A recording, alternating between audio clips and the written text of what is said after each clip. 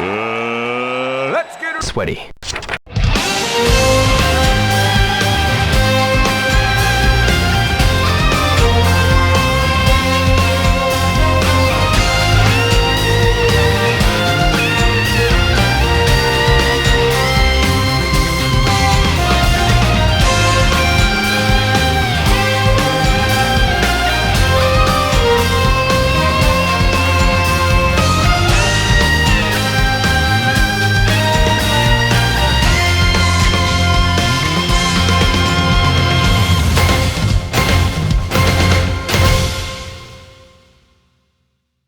Hey guys, welcome back to another Shenmue Dojo Show. This is part 3 of the artworks releases where James and I are going to go through the remaining artworks that we've got. So we're talking everything we haven't covered in the first 2 episodes. So you think Shenmue 4 was covered, and also we covered all the NPCs and characters with Xiu in the previous podcast. But before we dive in, James, man, how you doing? I'm doing well, thank you, Matt. How are you doing? Yeah, not too bad. Looking forward to diving into the rest of these. There are a lot, so we are going to be going through them. I would suggest a reasonable pace because we want to cover all of these in one final show, and hopefully not be here for 8 hours doing it. Yeah, I think we should be okay. We can fly through a lot of the images, can't we, like you say? Yeah, exactly.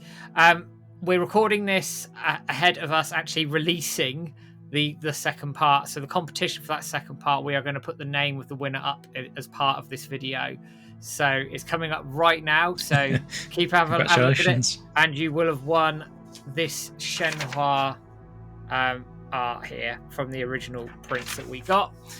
Drop us an email, message on Facebook, Twitter, YouTube, wherever you can find us, and we'll make sure we can get that shipped out to you as soon as possible. So, for those of you who are unaware, I'm sure most of you probably are aware now, these are from the auction artworks that James and I secured along with David, Chow, and Nathan. We secured these back in January, and this is all sort of the miscellaneous stuff that we're going to go through today. As you can see here, here's some of the folders of the stuff that we've got, and there is lovely artwork. Hundreds upon hundreds. I think in the end it was over 400 artworks that we've released, which is mental in itself. So, James, any thoughts before we dive into this and power through this? I'm just excited to go through it again, to be honest. I mean, I do tend to keep going back onto the page and just having a little gander myself because it's the best way to take it all in, I think, now that it's all out there, sort of outlined. And I'm sure everyone watching has probably already seen the artwork now, but if not, you're in for a right good treat here, guys, as we go through some more of the the promotional artwork, some of the more well-known characters like Xiuying, and we got some artwork of Nei-Sun to get through, and loads of Shenhua. So yeah, just excited to review it all with you again, Matt. Brilliant. So before we start and get underway, for those of you who are coming across this for the first time, everything you need is in the YouTube description below. That's the link to the website, the download links, and everything else that you'll need. So just for those of you who are new, you can download all of these artworks onto your computer. We've put them all in a zip folder for everybody to be able to go and grab, which is fantastic. So you can then use them for whatever you wish, but everything you need is in the YouTube description below. Right, James, let's get underway. Let's get cracking with this. We are going to be making a start. We're going to start on the promotional CG artwork section. There is some absolutely gorgeous artwork in here, some of which we hadn't ever seen before. But we will focus on the ones that are a bit unique. I've actually got that one, the first one to hand here, so let me just grab that. Here we are. Yeah, go for it. So this one is particularly interesting because it's of an image that has actually already been released. Although we noticed actually when comparing it to the one that had been released, they've done a little bit of chopping and changing. So this is the original artwork, and it's also the artwork, obviously, that's on the screen at the moment that you can see actually on the main sort of page there. But just an absolutely stunning piece of artwork. It's actually slightly larger for some reason than other artworks, but just the colours, the way that they pop. There's actually 2 versions of these, and you'll see the other one again in a moment, but the second one's a bit more muted for some reason. So I'm assuming they're just sort of playing around with vividness and contrast, perhaps. Yeah, it's very, I guess, experimental, isn't it? I would argue my personal thing, that this one's probably better than the one they ended up releasing. I kind of agree with you, but to be fair, like this one, let me just get back up on the screen a second myself. This one's just, I don't know, the composition's a little bit. I know there's like a lot. Well, there's 3 of Ryo and 3 of Shenhua, aren't there? Yeah. But just the expressions and I don't know, like I say, the composition I kind of prefer in the way that the colours pop, like you say, Matt, than the one that they actually released.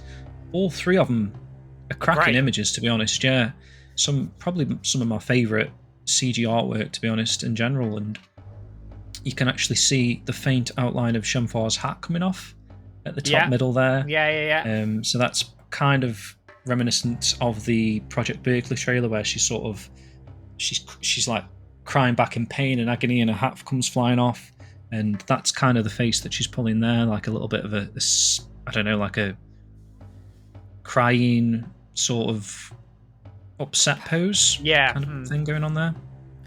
So that's a really nice artwork, and again, unseen to the public until we managed to get hold of it, which is mental in itself. Yeah. So then coming down, we've then got version 2 of this, which, as you say, James, is a lot more muted in its presentation. There's also one less Shenhua in there and a slightly different look of Shenhua. 3 Ryo in there, but the color palette's very different here, isn't it? We didn't actually notice that the lack of the additional Shenhua, straight away, did we? It took us a while to be like, oh god, that one's missing a Shenhua. So you can kind of see I guess maybe the progression that they're playing around with the different character models or renders to try and form this cool image. And in one version they may have thought that, oh, there's one too many Shenhuas, or maybe they thought, oh, let's try and cover up Ryo's ear or something. I don't know. Or there's a little bit of space there. Why is the 3 Ryo 2 Shenhua? So maybe they tried to sort of balance the composition. Yeah, and I guess whether they felt the other one was slightly too busy, maybe, I don't know. Just thinking. I mean, I like it, but I don't know which came first, to be honest. I guess when you look at the 3rd version, the one that they did actually release, which I'm sure you can probably put on the screen now, that might dictate whether you think that they went this one first or this one second, and then that was the final version. But yeah, so that's the sort of montages that we've got of Ryo and Shenhua, some of the promotional stuff. Then we come down to some promotional artwork of Shenhua. So this one, Shenhua on a horse, needs no introduction. This has been seen for years and years and years, but obviously on the nice photo paper that it came with, really sort of stood out, doesn't it? Stunning, isn't it? It's stunning. But we won't dwell on that one too much because it's obviously one we've seen before. Royal Shenhua, again, this one is one that's been around for a long time as well. And some of these you may also recognise as we move down are from the Shenmue calendar from back in the day as well. Some of those artworks that we've got here are in that calendar. So most of these, I think, would have been seen before. But again, to have them sort of preserved in the right way, it's just a good thing to have. I mean, I guess that the context around these sort of images is the fact that Yu Suzuki wanted 12 different costumes for Shenhua throughout the seasons, didn't he? He did. So that's, I think, is the 4. So there's 4 of the 12 essentially there that we had access to, that we've scanned in at this high quality, but very some really nice artwork of Shenhua in these senses, with the backgrounds, sort of, I guess, adding a little bit more fuel to the Shenmue discussion over the years, like what's going on with the royal gown outfit. Yeah. Why is she on a horse? What's the story there? Why is she in Tibet, or whatever this 4th image is? And then you've got, coming down here, you've got Shenhua in winter. You'll recognise this from the Shenmue Christmas card that was given out around the premiere. So that's a very, very common image. I think that you can still get those Christmas cards now for a relatively cheap price. But again, to have that in high quality, it's great. Coming down, you've got Shenhua in a rural village. Again, this is one of the images that's in the, if I'm not mistaken, in the calendar. Yeah. So you've got like a CG print out of her there. Again, lots of people would have seen this over years. Then you've got one of Shenhua in autumn, which I like the sort of the color contrast, I guess, with the leaves to her costume. It just works quite well here. And how bright it is, like the white background. Sort of stands out, doesn't it, quite nicely. And then you've got the Shenmue cover art. I mean, this needs no introduction. I think every Shenmue poster merchandise has had one of these kicking around at some point in time. I'm just comparing it to the actual released artwork, and I think it's identical. The dragon and phoenix maybe is a little bit more thicker in the actual proper released image. I would say that the top right above Landy's head, the dragon on the actual box art looks a little bit more whiter and like more going on than that. It does, which is interesting. And also just looking at the box art, is more rounded actually. Yeah, it is, than the one that's on there. So this is probably 98% the box art. They've obviously just made some light adjustments to it. But again, great to have that. Then this one's quite a cool one. Ryo and Shenhua with the blue clouds. Love this. Yeah, really nice. Really pretty artwork there. Again, the CG models are really high quality as well. Yeah, I don't think this has been seen before. I don't think so. Like the smoky effect wrapping them together. Yeah. There's a similar one below. Yes. I guess they're just trying different colours and different styles out to try and go for that specific promotional artwork. But again, I don't think either of them were actually ever used. Seen. No.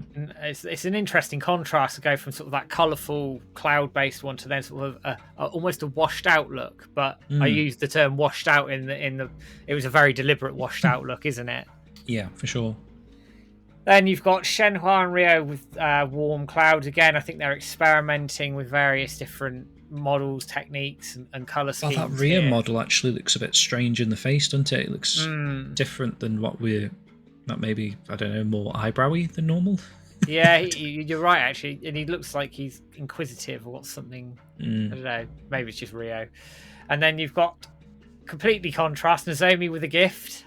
Yeah. I guess to point out a point here that obviously you've got the CG model of Nozomi, but the background looks like it was set like in a real location, doesn't it? It looks like a real photograph, doesn't it? And obviously probably of Dobuita Street. Like you could probably go and find that exact pose and, I don't know, maybe pose in front of like what Nozomi's doing there and have a photo with that exact same... That might be something to do in the future, guys. So that's pretty if you find yourself on Dobuita Street, I mean. And then you've got Ryo and Shenhua in mist. Ryo's in more of a fighting stance here, and Shenhua's looking a bit more serious. Still nice, really nice image. Again, sort of messing with, I guess, stances, colours, and everything else there. Right, so after this one, we've got a really cool image here of Nei-Sun's eyes. This is actually an image put together, which, James, you're going to show us right now. They're actually two separate prints. That's right, Matt. Yeah, so we did a little bit of... sort of editing on Photoshop to sort of get this as one complete image. Absolutely stunning. Obviously, we've kind of seen this previously, if you remember the orchestra CD. Yes. Has Nei-Sun's eyes on there. For the longest time, I thought it was Xiuying, to be honest. I never even thought about Nei-Sun, but you can kind of see from the fringe. Yeah. It's definitely that zoomed in image of Nei-Sun, but absolutely gorgeous to have it so big in... two separate images there. Also looks quite funny when I do that, and it looks like I've got two massive eyes. And it's proper high quality, and you can see the sort of the shadow of Ryo in her eyes as well, which exactly, I think is really cool. We actually I've used that composition actually for the thumbnail of our previous podcast map, episode 3. Under the influence of Shenmue. Under the influence. So I actually found a cyberpunk image very similar with the eyes, zoomed in eyes. Probably not intentional, but combined, it's almost like Neon. Identical in sync, into identical, which is cool. It's very cool, very, very cool. So yeah, that's brilliant. So we did a bit of photoshopping, but it looks so good together. It looks brilliant together. Then you've got Nozomi Harasaki, a nice CG image of her there on some cloud background. 5 Americans. Now, you might recognize this from Shenmue 3. The portrait at the top, so the bit in the green at the top of this image is in Shenmue 3 on the hotel wall in Ryo's room in Hotel Niaowu. And obviously this is when Mark was potentially part of the Mad Angels.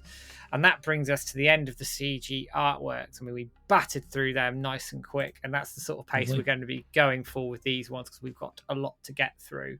Yep. So then we come into the Shenhua 2D artwork. Now, coming up on the screen now will be the profile design order sheet. I'm not going to go through it here.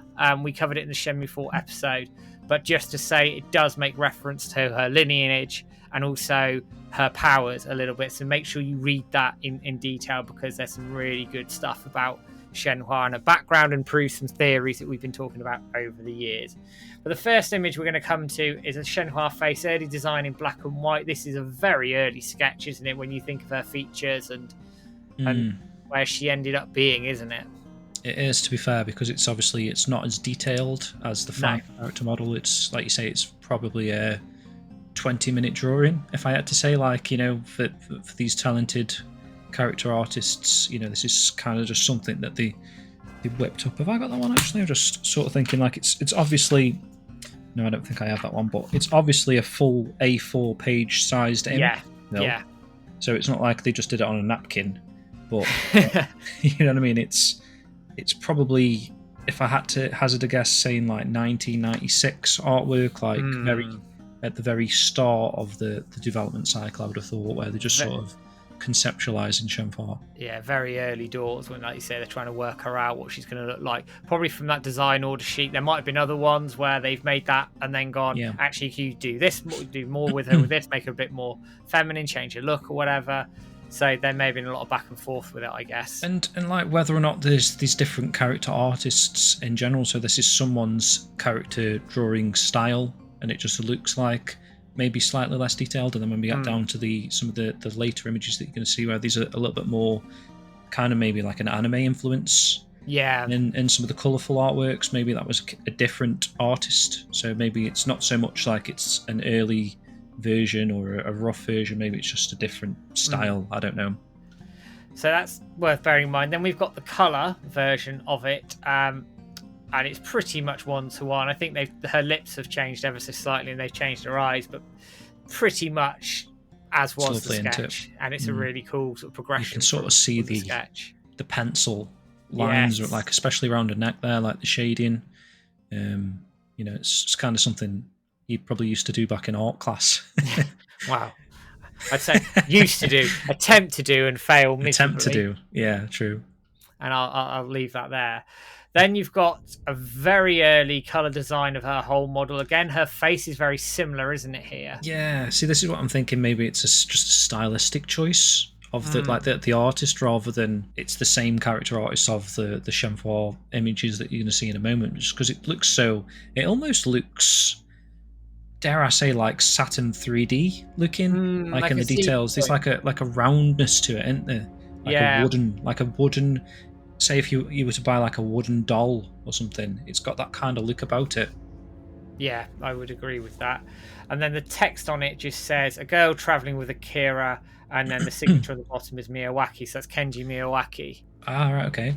That's interesting. And also, actually, Matt, you pointed it out maybe when we were talking about the orders details about how to design a shoes and a trousers and a pinafore. This is actually not as long, I don't think, as the Shenmue 1 and 2 model, because you can actually see the shoes, and the shoes very much look like the Shenmue 3 shoes. I don't really think that you'd notice the shoes too much in the first two games. No, I would agree. And I think, again, I mentioned when you look at the anime model, it's almost like an amalgamation of the Shenmue 1 and 2 and the 3 model put together to then come to that, and probably lend some descriptions to the one we've got in front of us as well. Then coming down, you've got Shenhua in prayer, like a very quick sort of line sketch of her in prayer here. Black and white drawing, looks really cool.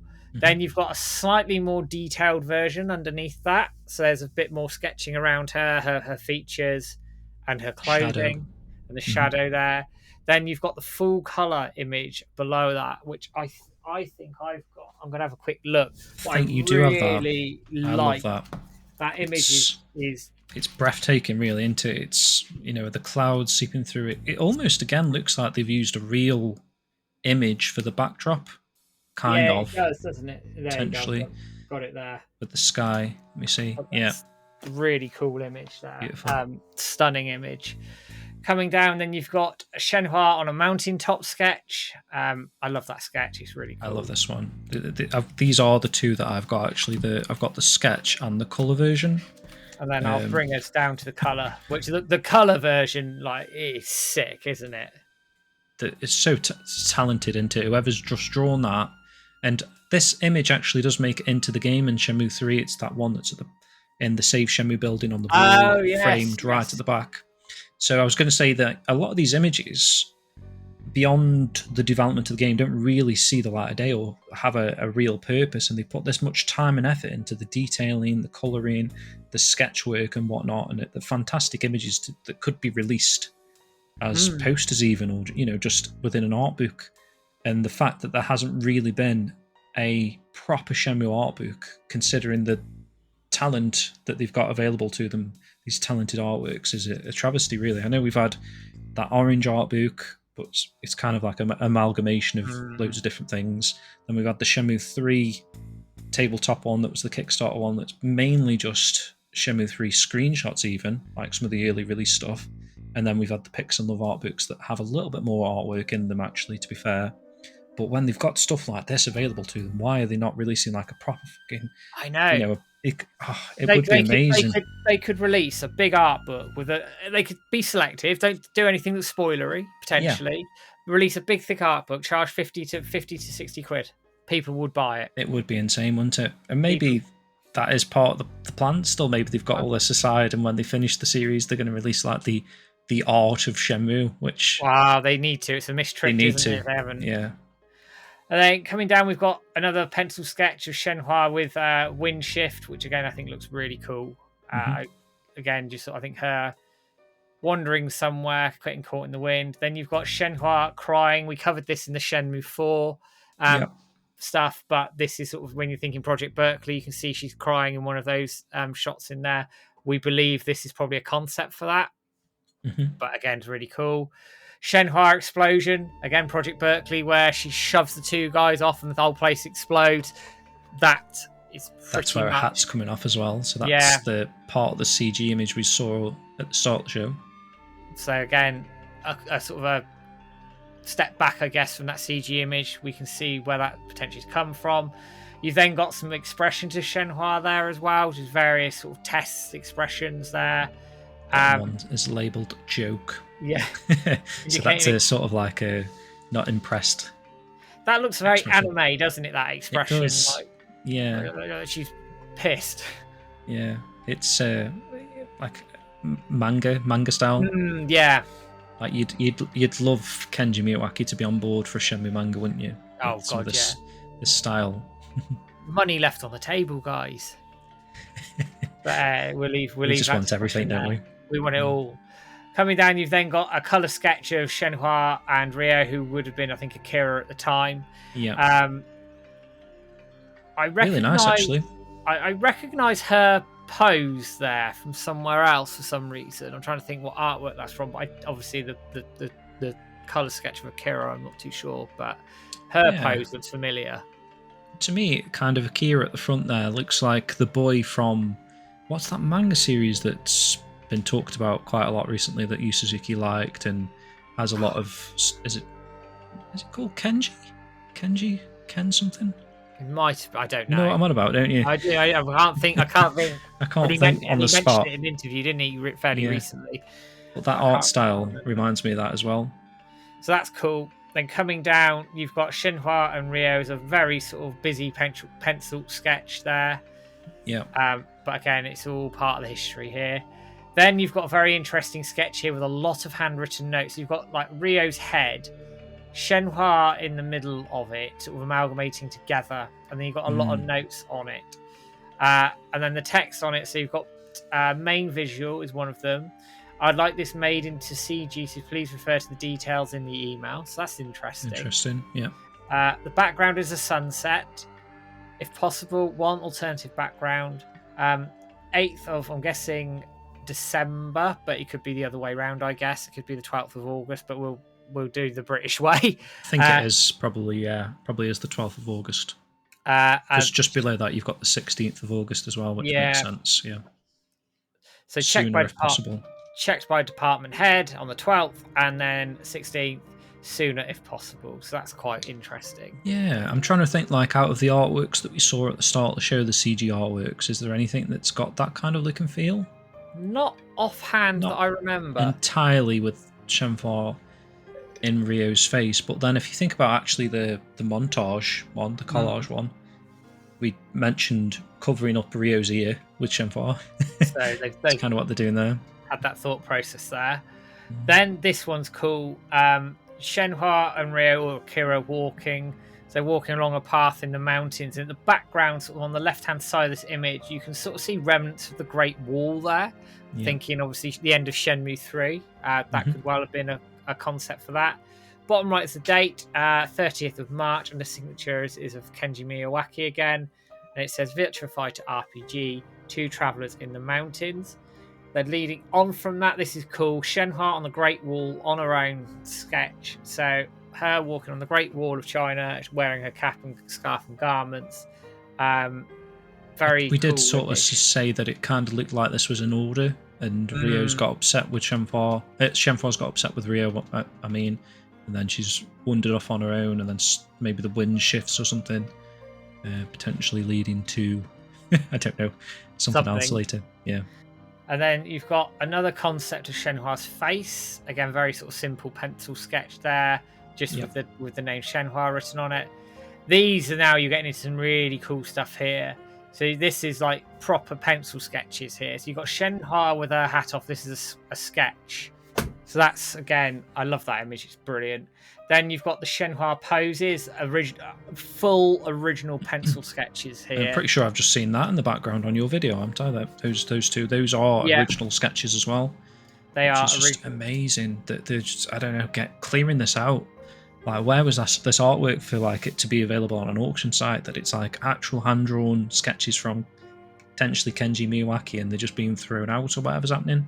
I'd love to have them verified, actually verified. Because we're pretty sure they are, but again, it's insane. Shenhua happy, another pencil sketch here.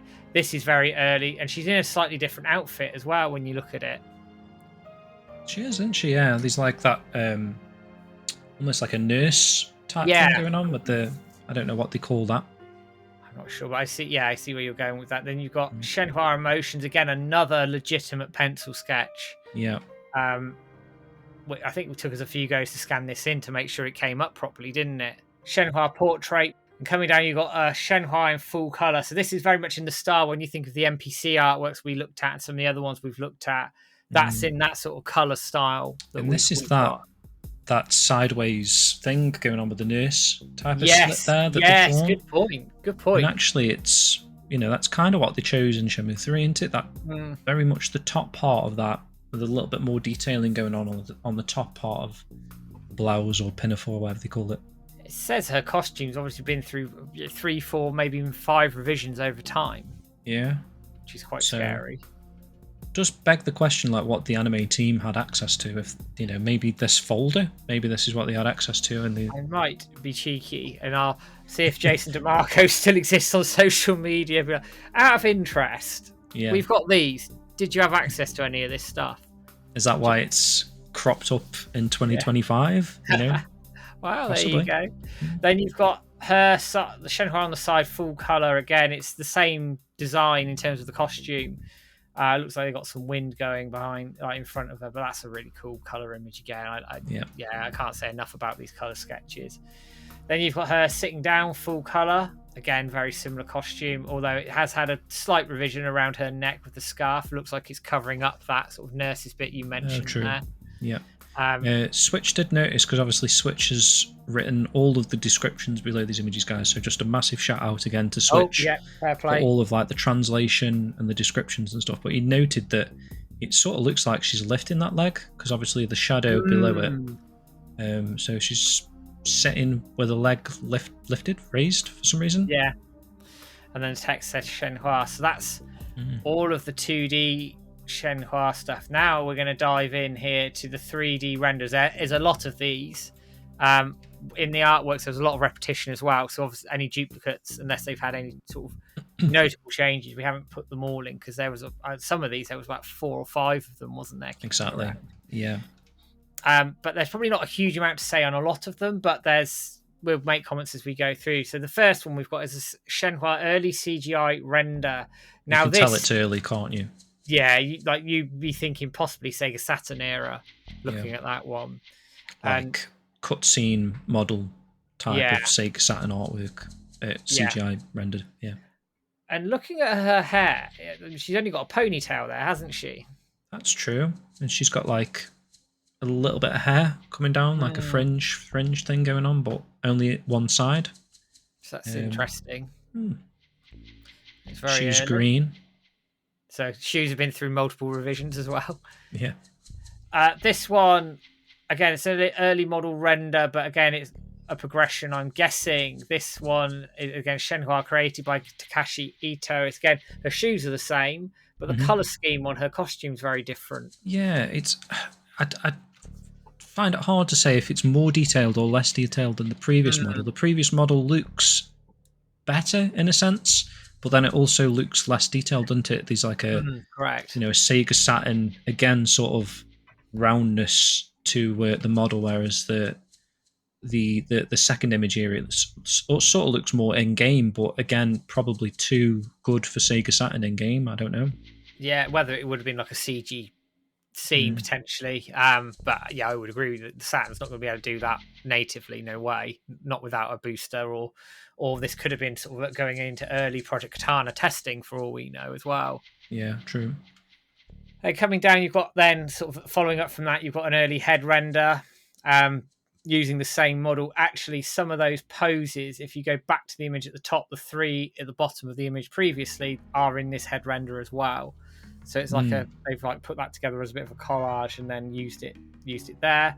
Then you've got expressions, early head render 2. So you've got her winking, looking like she's in pain, shouting, speaking. Her with her hat off as well. Yeah, which is nice to see, isn't it? So lots of variation there. Again, created by Takashi Ito.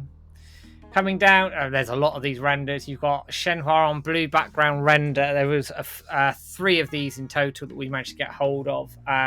And very much close-up views of different like facial expressions, hand gestures, and an emotion on her face. Yeah, what's interesting with these is like how just subtle the changes are between them. So like Matt was saying, that we had like loads of what appeared to be duplicates, but they did tend to be something slightly different, whether it be like a lighting change or a zoom difference, like slightly more zoomed in or zoomed out, or the angle of the model here. So you can see these 3 instances here of like the same exact image almost, but just at very slightly different angles. And there's a lot of these as we sort of go through the rest of them, isn't there? Yeah. But clearly right in the testing phase of Shenhua's model.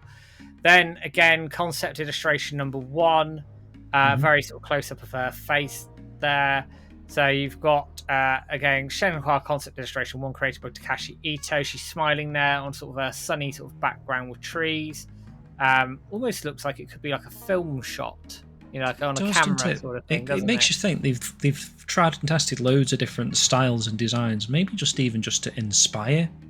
So as they're creating the game, they're looking at all these different types of images, and like Yu Suzuki was writing notes on one of the previous images we looked at, that it was like, this, I want this with a sunset in the background, I want this turned into a CG thing. So maybe they're just trying different backgrounds and styles, and a sunset on this side, and the lighting choice, and the character angle thing, and it just sort of serves to sort of inspire the team almost.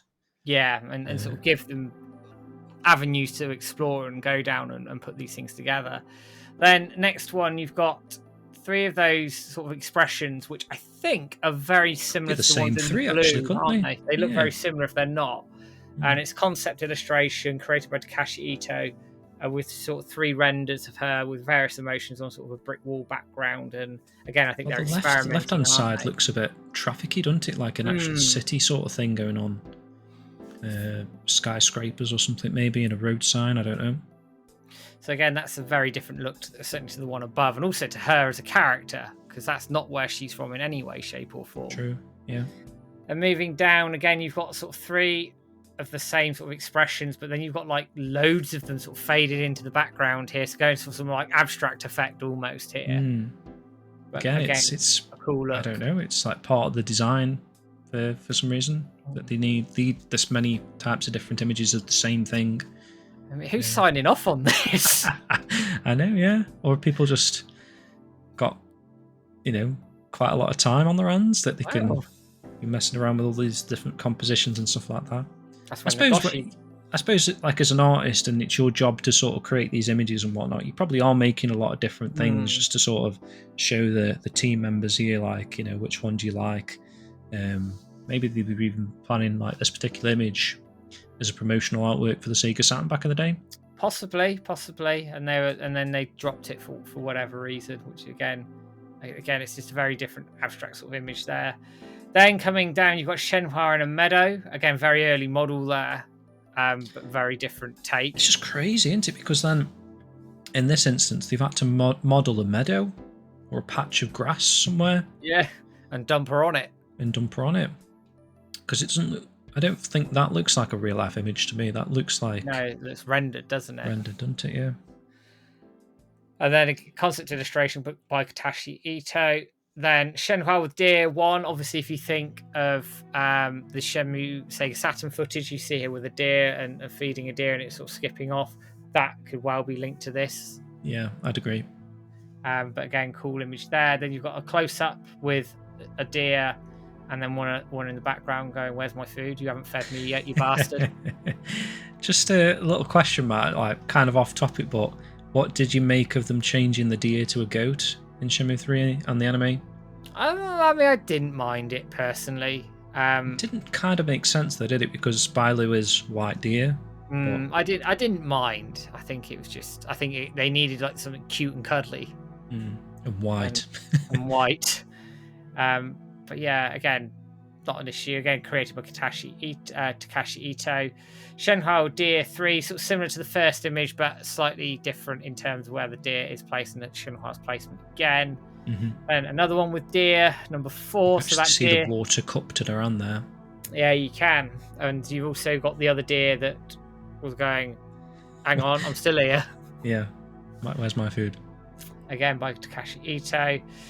Then you've got some torso deformation or deformation stages. So, like, the various stages of building her model up in concept. And then you've got text above it. So you've got normal, 30 degrees, 60 degrees, 90 degrees, 120 degrees, and forward leaning. So clearly sort of design phases here. It's cool to see into that sort of skeleton wireframe model of that they're sort of twisting and altering for these different poses. Which is good. Then you've got Shenhua model levels of detail. Now you're going to see these sorts of models quite a lot through some of the other characters as well.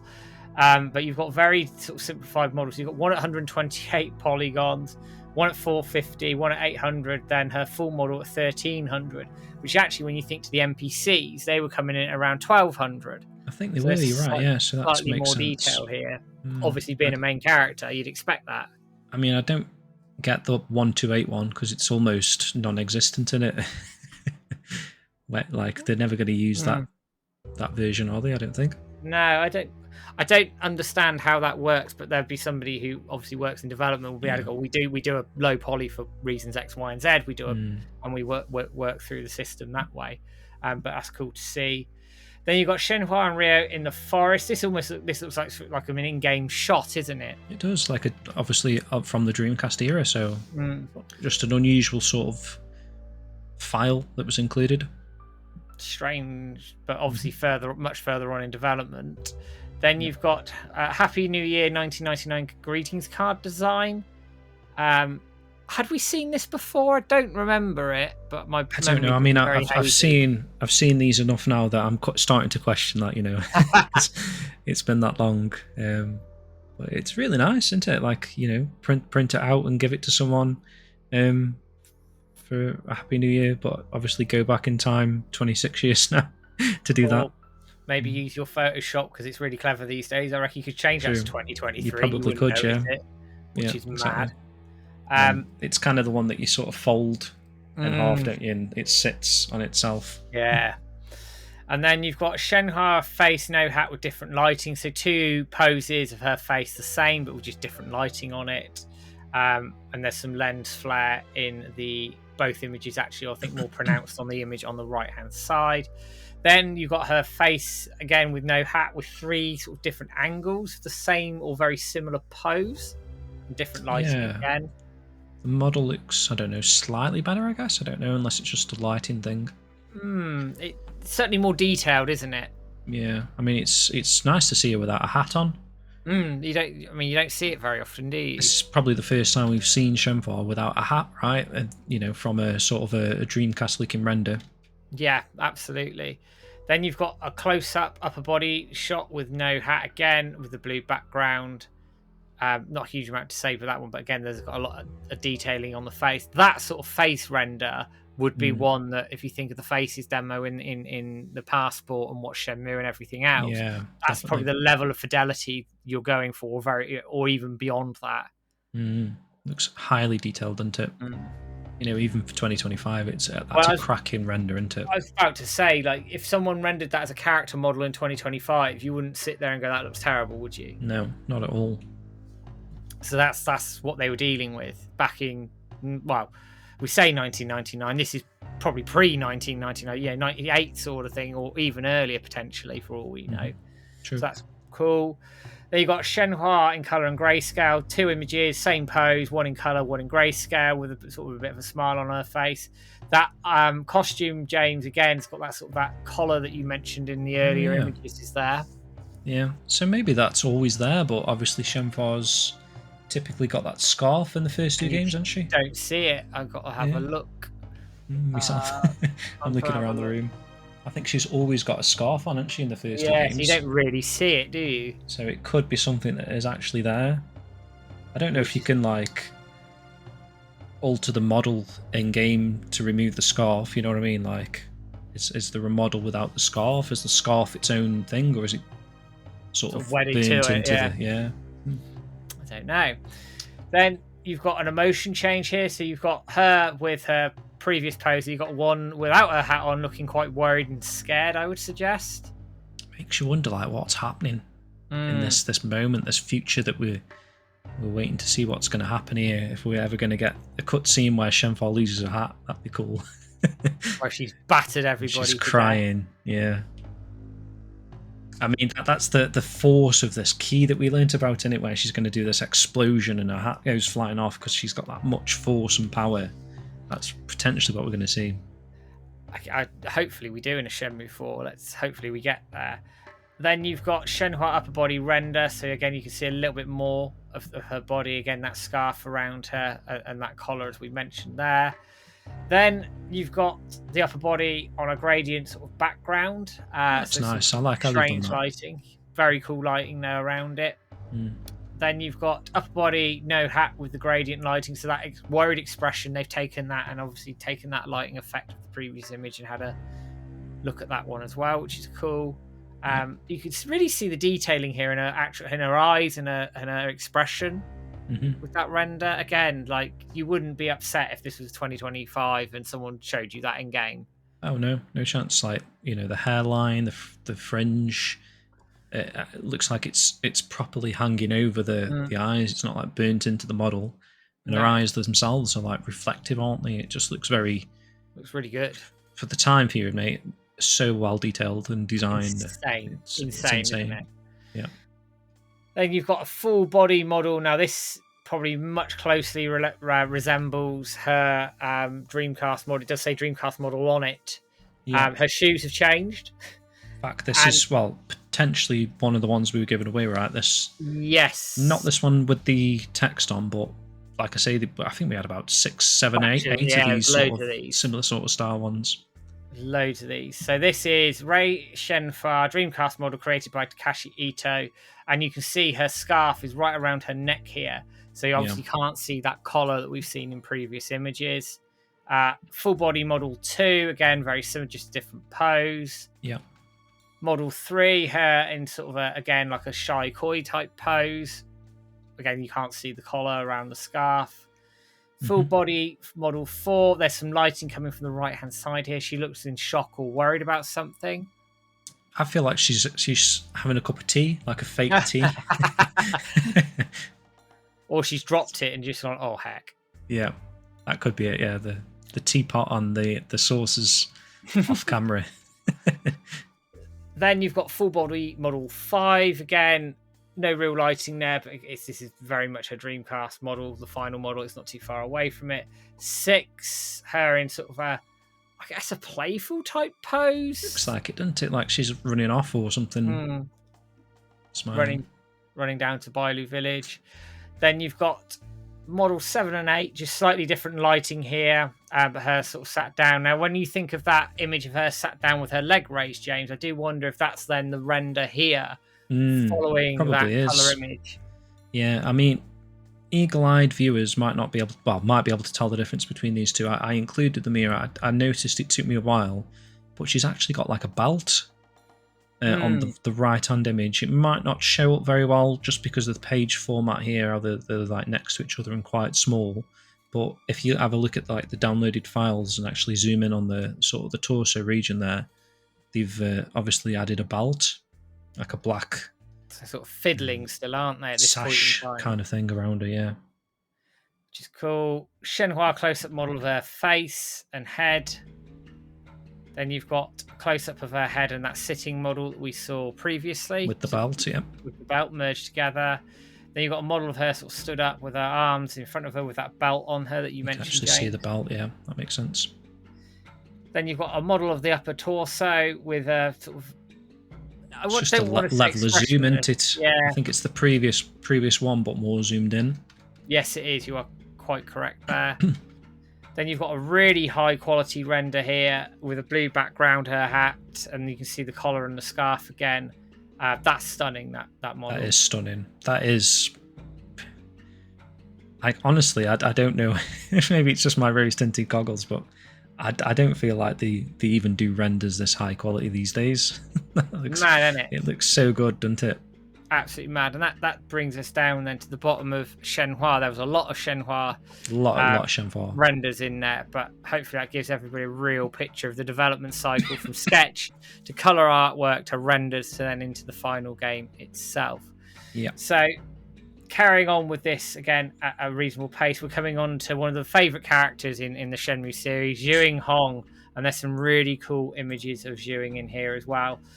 We do have a casual supplementary order sheet, which we will go through because it does help and give a bit of context to some of the images that are there. So I'll go through the description, and then James, I'll get you to do the supplementary information, the notes, if that's all right.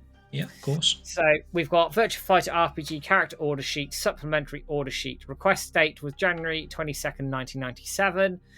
Makoto Goya was the concept. Hiroyuki Nakagomi was the requester, and Eigo Kashihara was the creator. Chapter 2, Hong Kong, for the general Hong Kong area. Character Lee Xiuying, casual outfit number 04_B. Yeah, so the supplementary information here is please add a casual outfit for Lee Xiuying, jacket, red cotton shirt, and skirt and boots. Notes, Mr. Goya requests a casual outfit for Lee Xiuying, so please add this. We've got a Qui-Gong. I almost said Qui-Gon Jinn, where he's from Star Wars. Qui-Gong or Qui-Gong outfit. Use this outfit when she's training with Akira. And then number 2, a casual outfit. Use this outfit when she meets him at Mamo Temple or on the streets of Hong Kong. So you can kind of see that early sort of conceptual wise of Xiuying in a blue outfit when she's in Mamo Temple training, practicing. And then obviously the streetwear, homely sort of outfit that she wears. You know, that was a original design intention to have these 2 outfits. So that obviously she's not just a character that's constantly in the blue martial arts outfit 100% of the time in the game. It makes sense for her to change the clothing, because obviously that type of clothing isn't suitable outside of that scenario, I guess.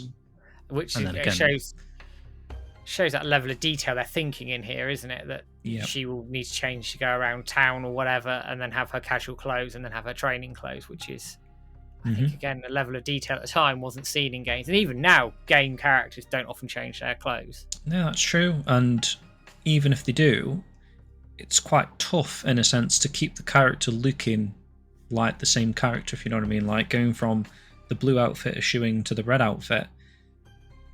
I mean, for me, I recognised that was Xiuying, but maybe some people might have been like, well, who are we talking to now? Like, is it a different character? Because a lot of times in games and things like that, like, you think of like animated TV shows, for example, like The Simpsons, they never change the clothes, do they? Because no, it's just, that is how the character looks, that's how the character was designed.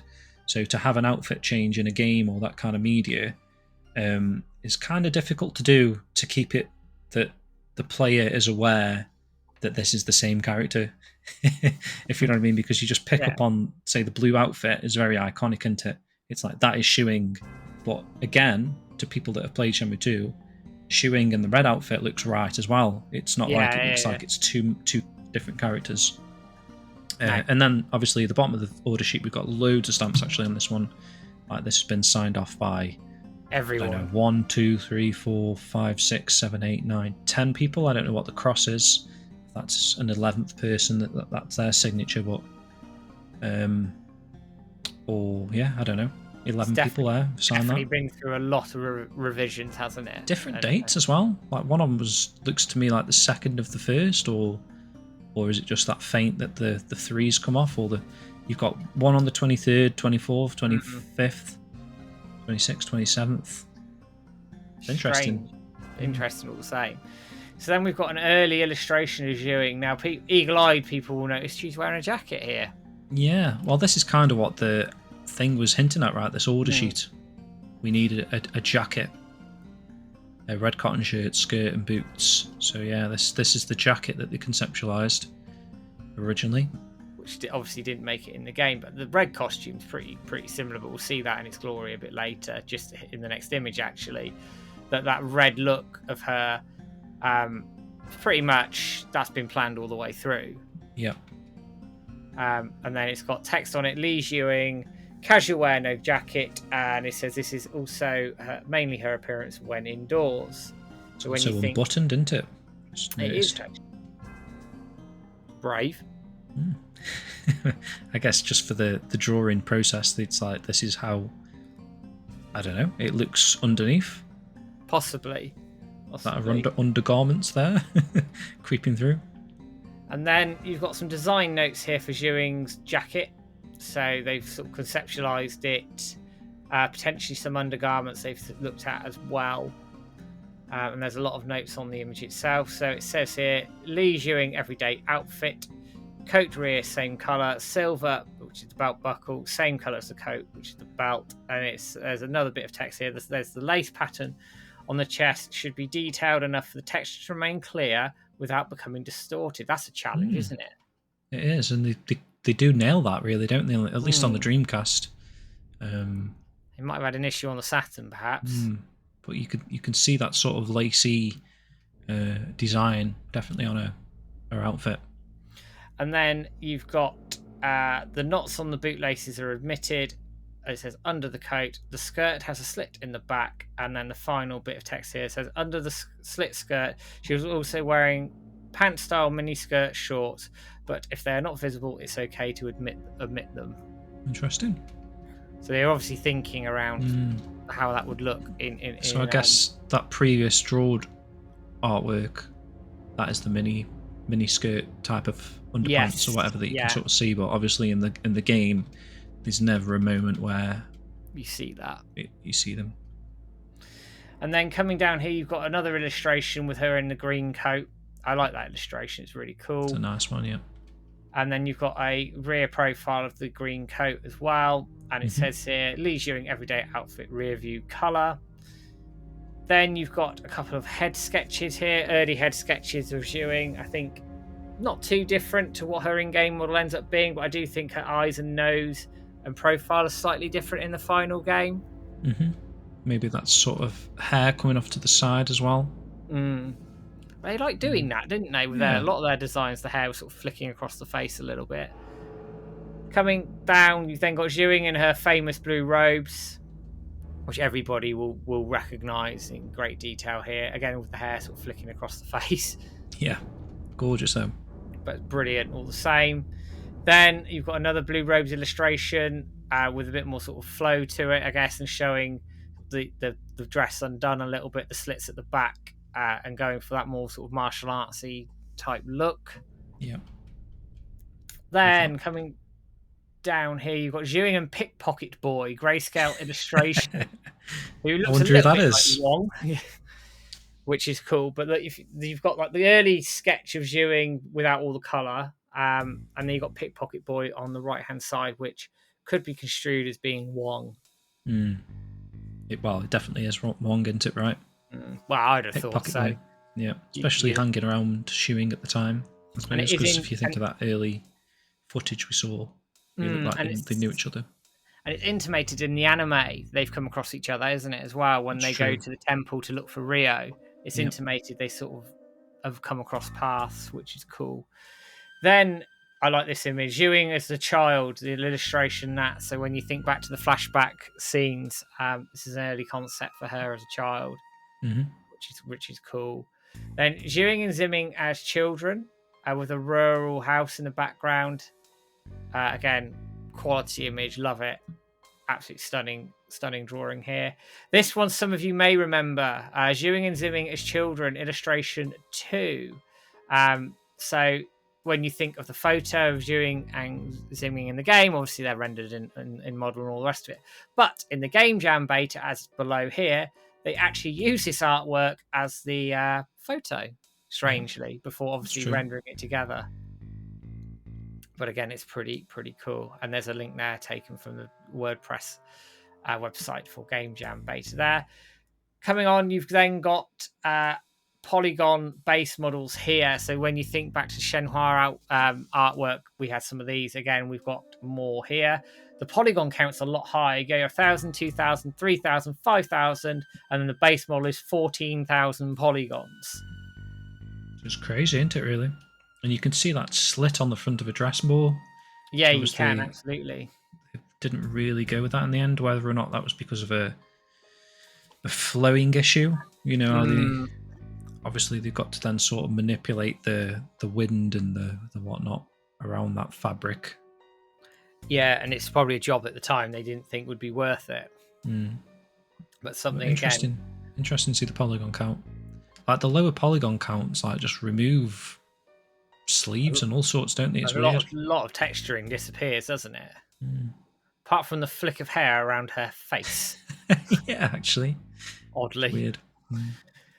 Then you've got a full 3D render of Xiuying, so you've got sort of profiles at the front, the side of her face, and then side of her head as well. Several different expressions in that. Her model here is very early compared to the final in-game model, I think. Yeah, I'd agree. You can sort of see that around the shape of her hair and face. Yeah, looks a bit more sort of painted on, doesn't it? Again, created by Takashi Ito. Then here you've got upper torso render, so just her torso. Again, from two angles, early render of her torso and hair. Xiuying 3D render, so this is more the Xiuying that we know in the game.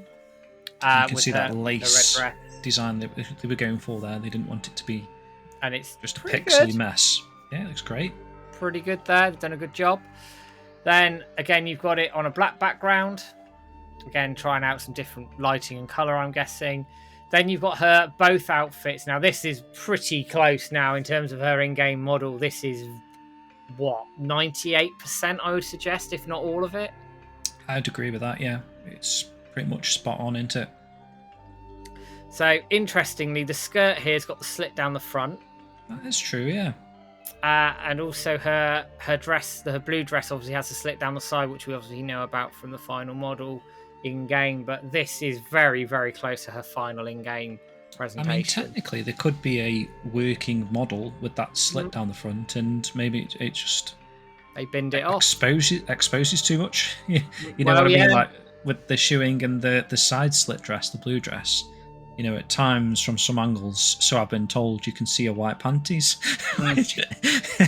Which maybe like the front slit, it was constantly doing that. I don't know. Yeah, there could be a reason for it, yeah. So the text on it says Xiuying Hong, SYP, SYE, in-game models created by Takashi Ito. Then here you've got Blue Robe Kick 3D render, which is earlier than the model above when you look at it in terms of her face and the detailing there. Same then on the black background. Then you've got Xiuying Blue Robe Upper Torso 3D render. So again, it's an earlier model to the ones we've seen above, and the game model ends up being in the final product. Same pose, but on a blue background. Mm-hmm. Then you've got here on a black background, you've got a few of the same poses, one extra pose down the bottom right-hand side and her kicking again. So you've got SYEM, SYP Bone is written on the artwork itself. Kuxi China dress version, Japanese pronunciation of Hong Xiuying. So they've changed their name from Li Xiuying to Xiuying Hong or Hong Xiuying at this point in time. Yep. Live in the Hong Kong area, model created by Takashi Ito again. Mm-hmm. There's quite a lot of Xiuying stuff here, actually. This will be familiar to everybody. Full body 3D render of her in her bedroom. And this is one-to-one. The render in this room is one-to-one with the game itself. The posters. This is like the passport model almost, isn't it? You know, when, you know, bizarrely Xiuying was on the Shenmue 1 passport disc. I forget what she's actually informing the player about, but she's like sort of, it's like a tutorial into it, like teaching. Yeah. I don't know, maybe collecting move scrolls, I'm thinking maybe from Xiuying, but as you can pan the camera around her face and stuff and see the room and the posters on the wall and stuff like that, this looks to me like taken from that. Yeah, I can see where that's come from. Then again, 3D render 2 in the bedroom with the posters on the wall and everything. Again, you'll recognise this from in-game. Then you've got what is a much higher quality render here, 3D render 3 in her bedroom. You can see that pattern on her dress there in real sort of full detail. When you look at the Shenhua renders that are really high res and high quality, this is of that level. Yeah, I think in terms of fidelity, a great look again, all the same. Coming down a bit further, another high quality render with some different lighting and different pose, which looks pretty good. Then again, 3D full render 5, again with a slightly different pose in her room. Interesting. You can see like clothes hanging in the background. You can. Different types of clothing. Pajamas, perhaps? I don't know. And then you've got full body render 6 in the bedroom, sort of a close-up of that previous image. You can still see the clothes in the bottom left-hand corner there. Then you've got the 4 poses together in a piece of artwork, like a collage, which is pretty cool. And then you've got more, but with sort of, I guess, a bit of weird lighting. I'm not too sure about the lighting sepia on this one. They've left the exposure on very high on this one, I think. Yeah. But again, I guess they're experimenting, aren't they, with models and lighting and how it all comes together. Then you've got Xiuying Upper Torso 3D render, again very close to the final render that's in-game, highly detailed at this point in time. Then you've got Upper Torso 3D render 2, which is, I think, virtually the same pose, slightly different angle, but with the bedroom in the background, with like a sketching colour feature on the back of it almost. Interested into it. I don't know if it's trying to suggest like sunlight rays or something, but it actually makes the image look really nice. I like it. It's quite a nice change, subtle change to that image, but it looks really cool. Mm-hmm. Then you've got Upper Torso 3D render again, with a sort of a ready background on that. And coming down, you've got a really high quality render, sort of on a sky type background, sunset or sunrising type background in the morning. Phenomenal really image, that, isn't it? Yeah, like really good. The detail on that one in particular. I look at the lacing; it's like slightly see-through as well, and so good. Just brilliant. And that brings us to the end of Xiuying's images. So again, lots for a very popular character within the Shenmue series, and one that I do think is going to make a reappearance later on, hopefully. But one we definitely know is going to make a reappearance is our friend Nei-Sun. Now, again, I won't go over the character profile sheet for Li Feng. We covered that in the Shenmue 4 stuff. But what it does just sort of confirm, I guess, that Li Feng was always planned in terms of the Shenmue story, in terms of Shenmue 3, and largely what happens in Shenmue 3, be it a truncated version or not, has been planned for 20 plus years. So that was Exactly. always the plan to happen, but I won't go into the details of it here. Watch the Shenmue 4 episode for the first part of that. But I will come on to Li Feng's an early full body illustration of her here. Very different to what we got in Shenmue 3, of course. I think more traditional looking in terms of her dress. Kind of like Shenhua's outfit. Maybe that's why they changed it. Maybe it was maybe a bit too similar to Shenhua. Quite possibly. In terms of like especially the Shenmue 3 outfit anyway, like that sort of shorter pinafore-ness with the trousers and the shoes, yeah. So definite change, but a cool sketch all the same. Then you've got a more detailed version of it. So it's the same costume with a lot more detail on it. Also, you've got a profile of the back of her head to cover the sort of the ponytail, and also I'm guessing the back of the dress as well on the bottom right. And the text says Li Feng on it. Then you've got yourself a headshot illustration at the front and the side. And it's a colour illustration of Nei-Sun / Li Feng's face. Mm-hmm. Then we've got Nei-Sun with her hat off, which is a cool illustration. I'm thinking this has been seen somewhere before, but my memory could be playing tricks on me at this point. I think we just covered this in the Shenmue 4. We definitely covered it in Shenmue 4, so it could be my memory playing tricks on me. Especially with the hat off, I'm not sure, but the next one we definitely have seen that one. Yeah, the next one we definitely seen. This has been seen everywhere. Her with the hat on, that traditional dress that you think of the footage that was shown at the premiere. That's a sketch of that. And this is like what that silhouette was on the 4 leaders. This particular image was the blacked out silhouette we did see in that original Chi Men leader thing. So nice to get a really nice high quality version of this. Didn't Nathan dump this into that image? He did, yes. And someone did do it recently on the forums and upscaled it as well. And it's we've got 2 out of the 4 leaders now completely filled in with Landy, of course. So that's cool. Cool image. Then, I mean, I'm not going to sit too much on this one. Her shoes are different, but this is 99% the dress that she wears in Shenmue 3. Yep, agreed. So this was always the plan. Just to put it out there for people who are like, you've changed the model. No, actually, no. This was the plan. She's just got a couple of outfits. Which would be in keeping with a lot of the other main characters. Xiuying has a few outfits. Shenhua is intimated to have a few outfits as well. Well, she definitely does now. Yeah. Yeah.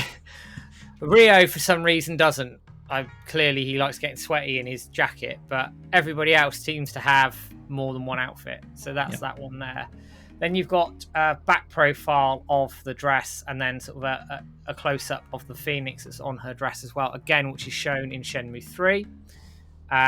Coming down here, then you've got a proper close-up of the phoenix itself. And then further down here, you've got a nice early sketch of Nei-Sun with, I'm guessing, a different looking dress, although she's still wearing the gloves. She's got like a necklace thing on there that she does have that necklace in the Shenmue 3. I don't know about the Shenmue 3 model, but at least the Kenji Miwaki, on the record, the vinyl thing. Oh, yes. I'm to see if Yes, she does, actually. She's got the necklace on that. The big blue... Oh, you've got it on the CD there, yeah. So, yeah, on the CD, if you can see it. Yeah, she does have that sort of shaped necklace thing going on. Not sure if the in-game model does, I'm not sure. Can't think off the top of my head. I can't remember, but I'd have to have a look at the in-game model and cross-reference it and check. But, again, that's pretty cool to see that sort of idea conceptualized and then shown on this many years later. A necklace thing in the hair, what's that called, a tiara type of thing going on? Yeah, that, which obviously doesn't make it in game, does it? No. Then coming down, you've got her shouting goodbye or sayonara. Yeah.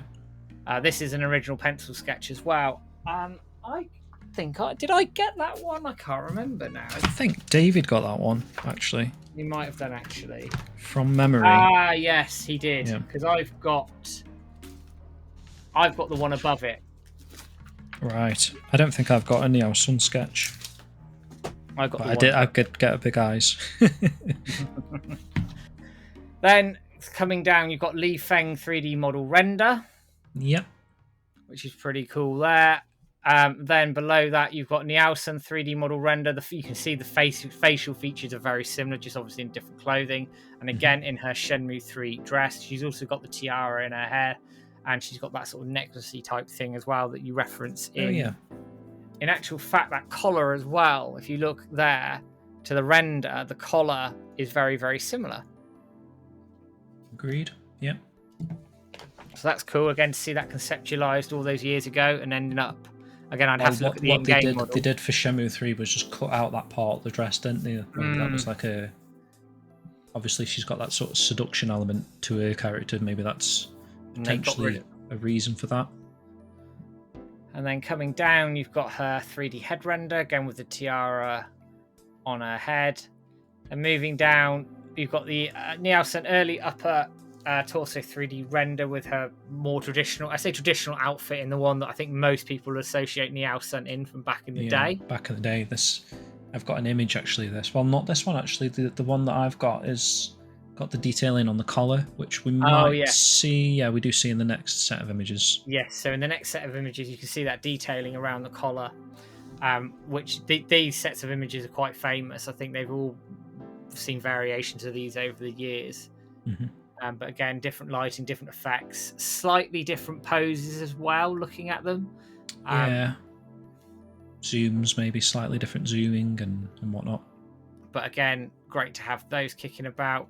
Then you've got Nei-Sun bare upper torso 3D render with a green background. I think they cut that off just about in the right place. Yeah. Otherwise, this might have turned into 18 plus.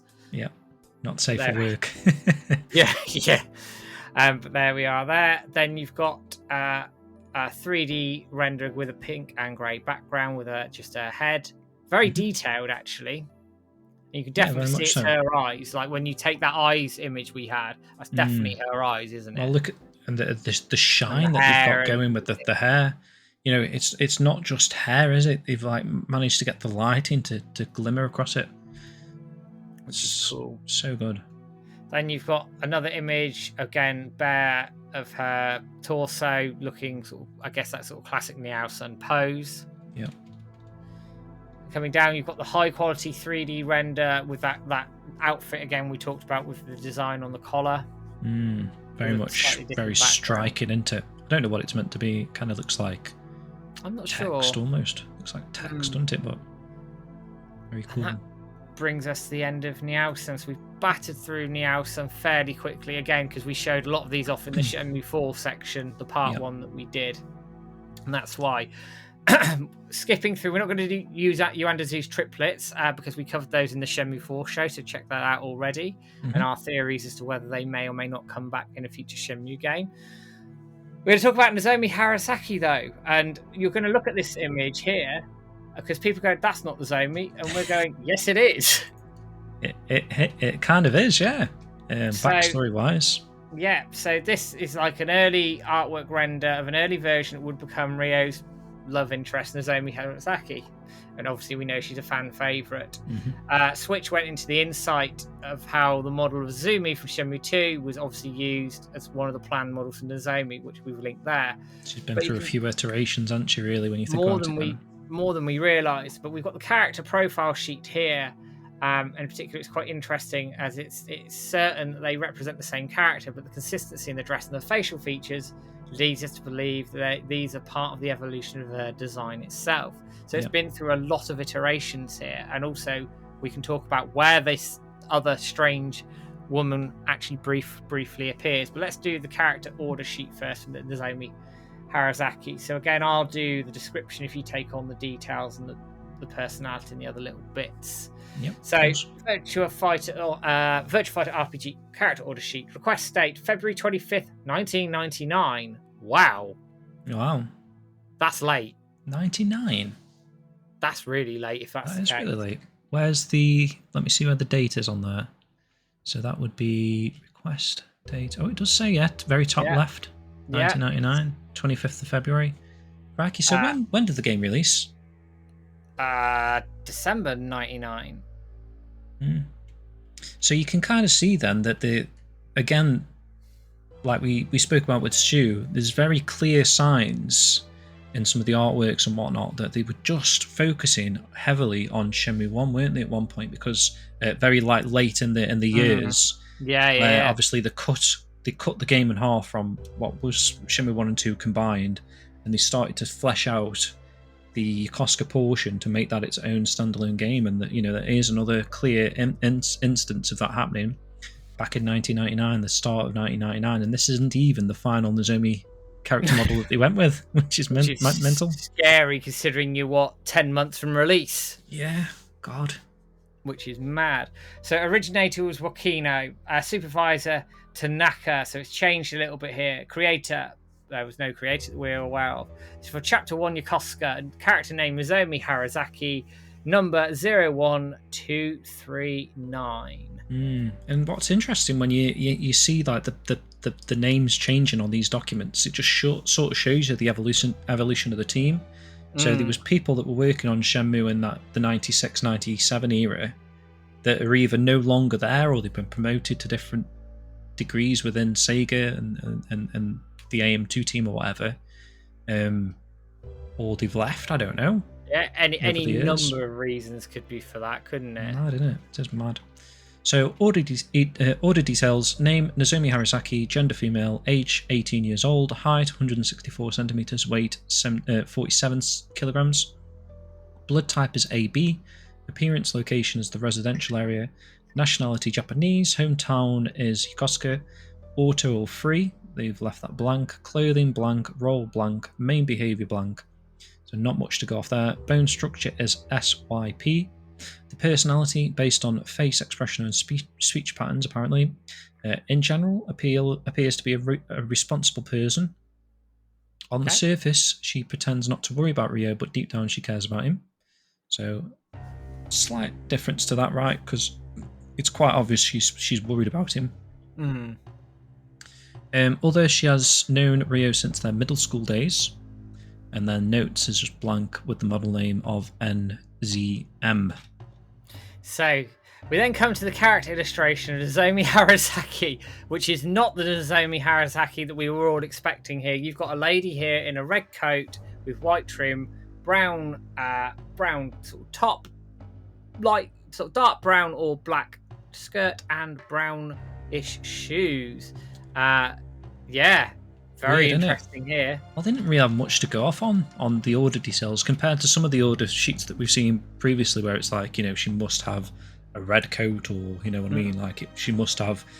I guess the Nozomi order sheet you would have expected as a white cotton winter jumper or whatever, wouldn't you? You wouldn't have expected a woolly jumper, rather. You wouldn't have expected them to have no details for Nozomi, and so whoever had this order sheet, this is what they came up with originally, I guess. Which is random, I guess, as well. So we've got here text on it is 01239, Nozomi Harasaki, basically a serious person, and then it says she often scolds Ryo out of habit, but in reality she cares about him. And then this is a note where we've actually seen this woman now. It's only very brief. But this character design is in the early footage of the game.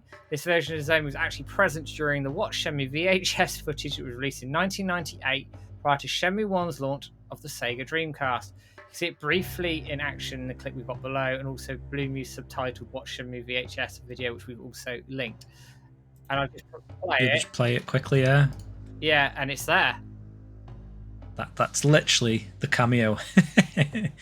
But I mean, what's insane about that is this, up until January, seemed to just be a random NPC. It didn't seem like it was, oh, that's Nozomi Harasaki who did it. No, and then I've just stopped it on 1 second in, and it's that lady. It's mental. Yeah. And then below it, you've got the 3D model render. It's just crazy, mate. The design stage that Shenmue went through. You think this is the start of 1999, and there's a character here that doesn't even make it to the final game. The character itself does, in a sense, it's Nozomi, but this model, whether or not they plan to use it for someone else further down the line, because it's a really nice model, to be fair. It's really cool. Perhaps not like Ryo. Maybe she looks like she's older. I don't know. At She Ryo's does a age. bit, doesn't she? There, she definitely when you look at Nozomi's final model, she definitely looks older to the version we've got. But again, what's quite funny is recently, Koji, who did the artwork for the front of Shenmue World Issue 1, he actually did a fan art piece of this character just from literally that 1 second cameo. So I'll send you that over and you can probably put it on the screen. But he's done a really nice, fan art of this character that never even existed really, but now we know who it is. Yeah, which is mind blowing, isn't it? That late in the day they've just blitzed a Nozomi model out of nowhere. And they toyed with Nozomi's model being Nozomi as well. Yep. Then here you've got Nozomi Harasaki, a 3D head render.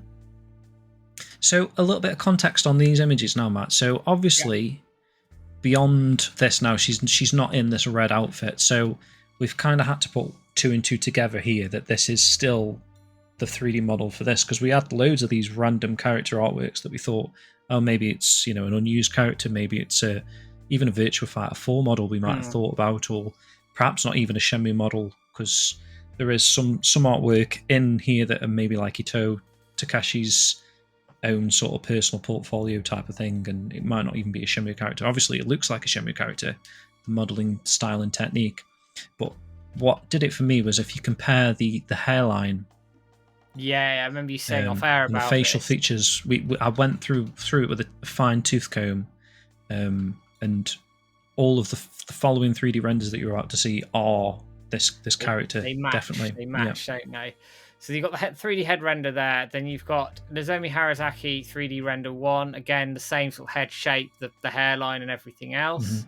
Yeah. Then you've got a 3D render 2. Again, showing off. This might be not safe for work, Matt, this one. Yeah, I won't point it out, but I'm sure people work it out. But we'll leave that there. Then you've got Nozomi Harasaki 3D render 3. Again, that hairline, slightly longer hair at the back, but it's again that model that we've been talking about. Yeah, it took me recognizing that it was the same outfit because the hair is different in it, if you know what I mean, the pose. And again with the next image as well, like it's only because of the dress that we put 2 and 2 together on these, which is mad, isn't it? Like, that's a nice image. That the one you're just talking about, the one with the close up in the dress on the side profile. It's quite a nice image. Yeah, it is. Yeah, I quite like that. It looks like they've used a real world photograph in the background with a lamppost, perhaps.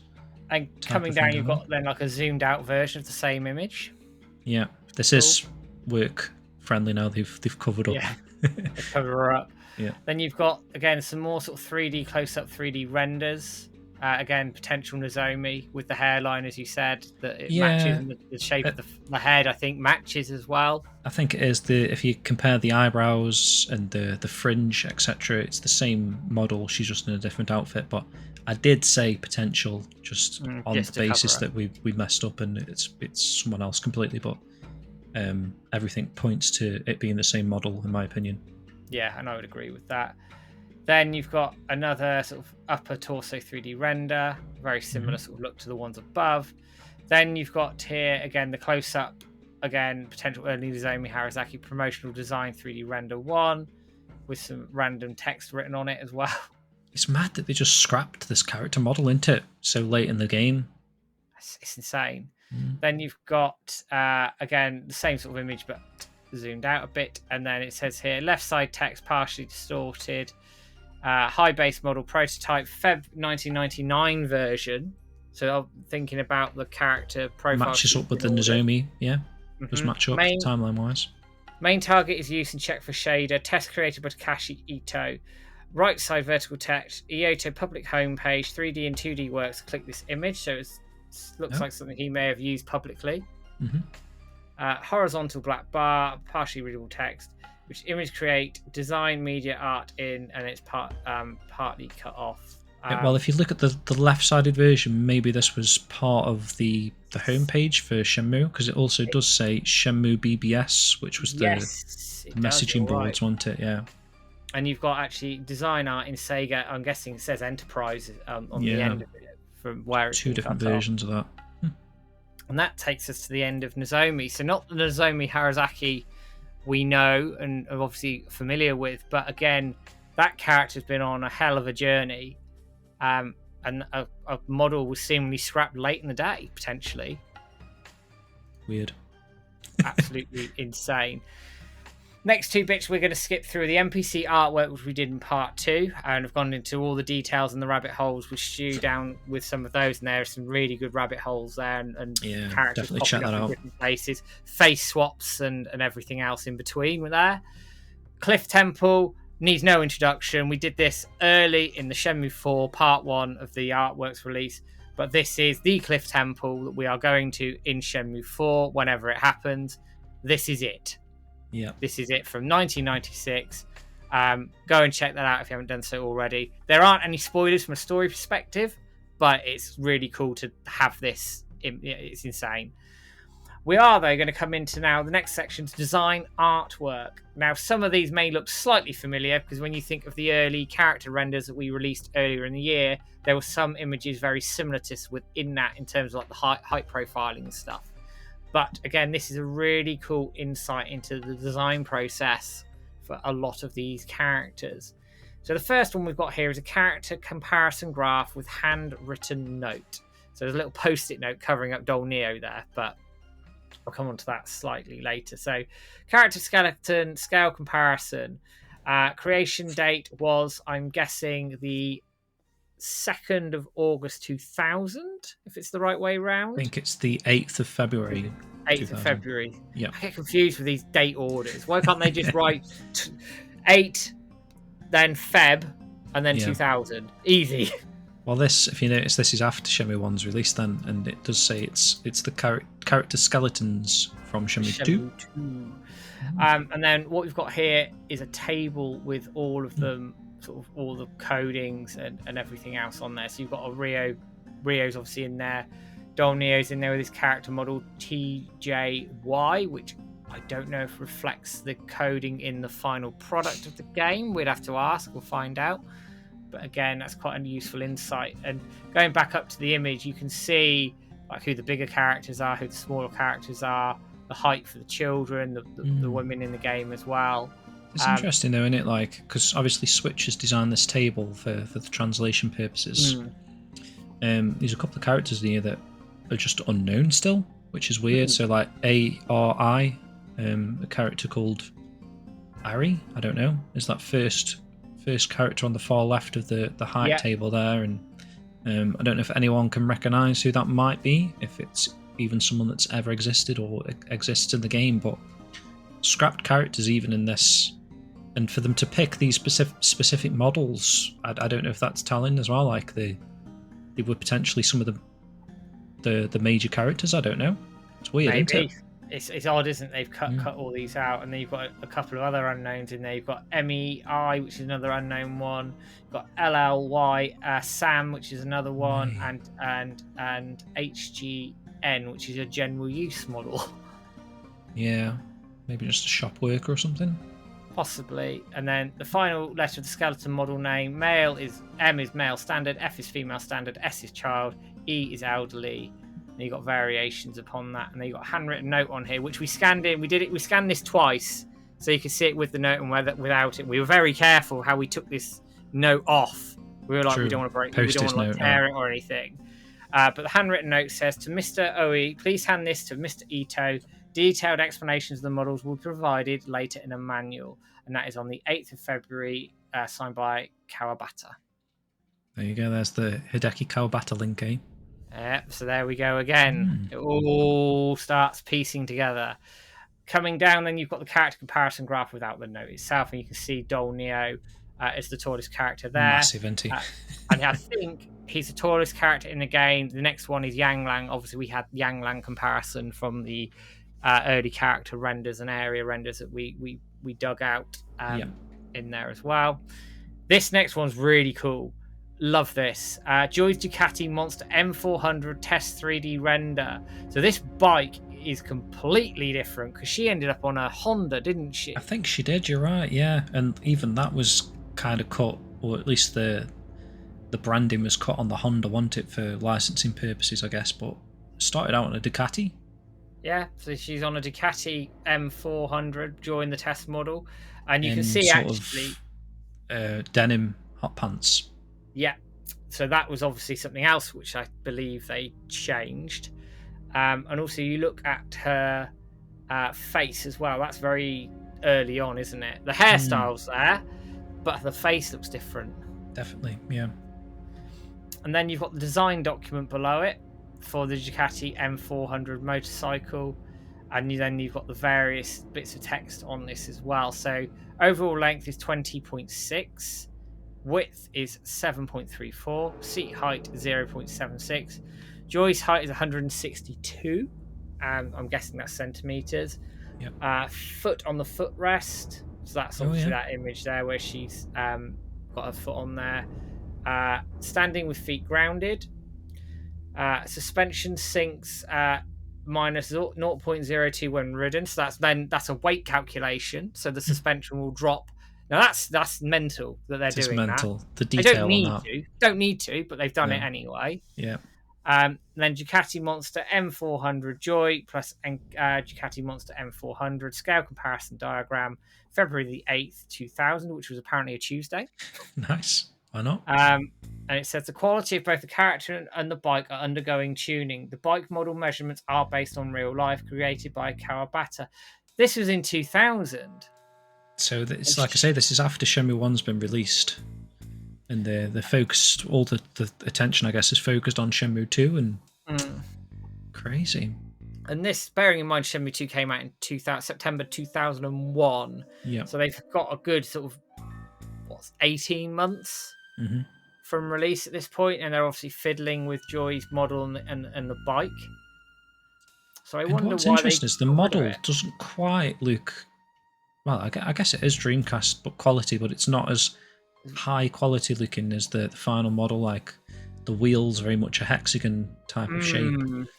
And yeah, I don't know. Just looking at that sort of middle image of Joy standing up, it doesn't look as detailed to me. No, absolutely not. I'd agree with that. I wonder why they changed the bike from a Ducati to what was a Honda ripoff.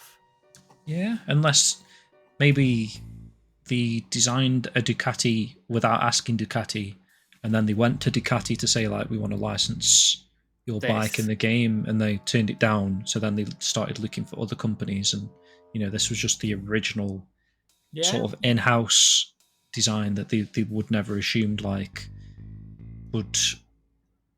there was never an attachment to Ducati, but this is what they just based the character and the bike from originally. This is a Ducati bike that she's riding, and then obviously, like I say, they probably shopped the different branding and they went with Honda, and then even they backed out for some reason. It's weird, isn't it? Because I know licensing in Japan was a lot more liberal than it is in the West, or certainly was. Because I know when I interviewed Mike Reinhardt, he was saying when they got hold of the Shenmue beta for the West, they were like, you can't do that. You can't have Coca-Cola everywhere. Who's paying for the license? And then obviously they had to change it to Jet Cola and everything. So there's whether that was also a factor in it, I don't know. Well, if you think about it, it even goes beyond that, doesn't it? Because there was photographs that they changed. I don't know if they knew they were famous people in the photographs, but you think in the D3T re-releases, in say like the Heartbeats bar or some of the bars, there's like just previously there was character pictures on the wall, and they've changed it to like just a Shenmue character model, haven't they? Yeah. If you know what I mean, this to avoid some sort of licensing thing, like you just said there, Matt, where they were like quite slapdashish with not really getting the license to do some of the things that they thought needed a license, if that makes sense. And that obviously does these days, and they've had to change it on the quick. Like coming away from Joy, you've got Akira character reference mapping, technical reference sheet. So you've got like all sorts of bits and pieces of his character reference sheet here from early back in the day. And the text here sort of coming down. So they've obviously got a description of the blocky humanoid figure, marked with 2-letter codes, which is obviously the various different parts of the body.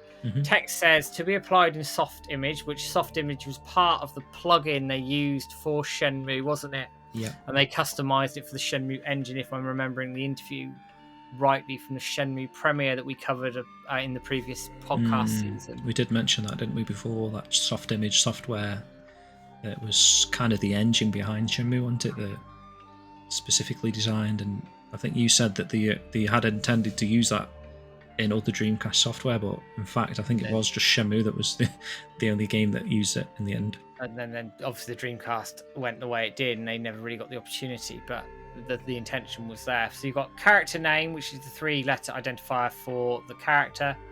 Palette number ranges from P1 to P5 for different texture sets. Quality, 1 for low polygon models with brackets 72 for high polygon models, 250 models. Part name is the 2-letter identifier for specific body parts.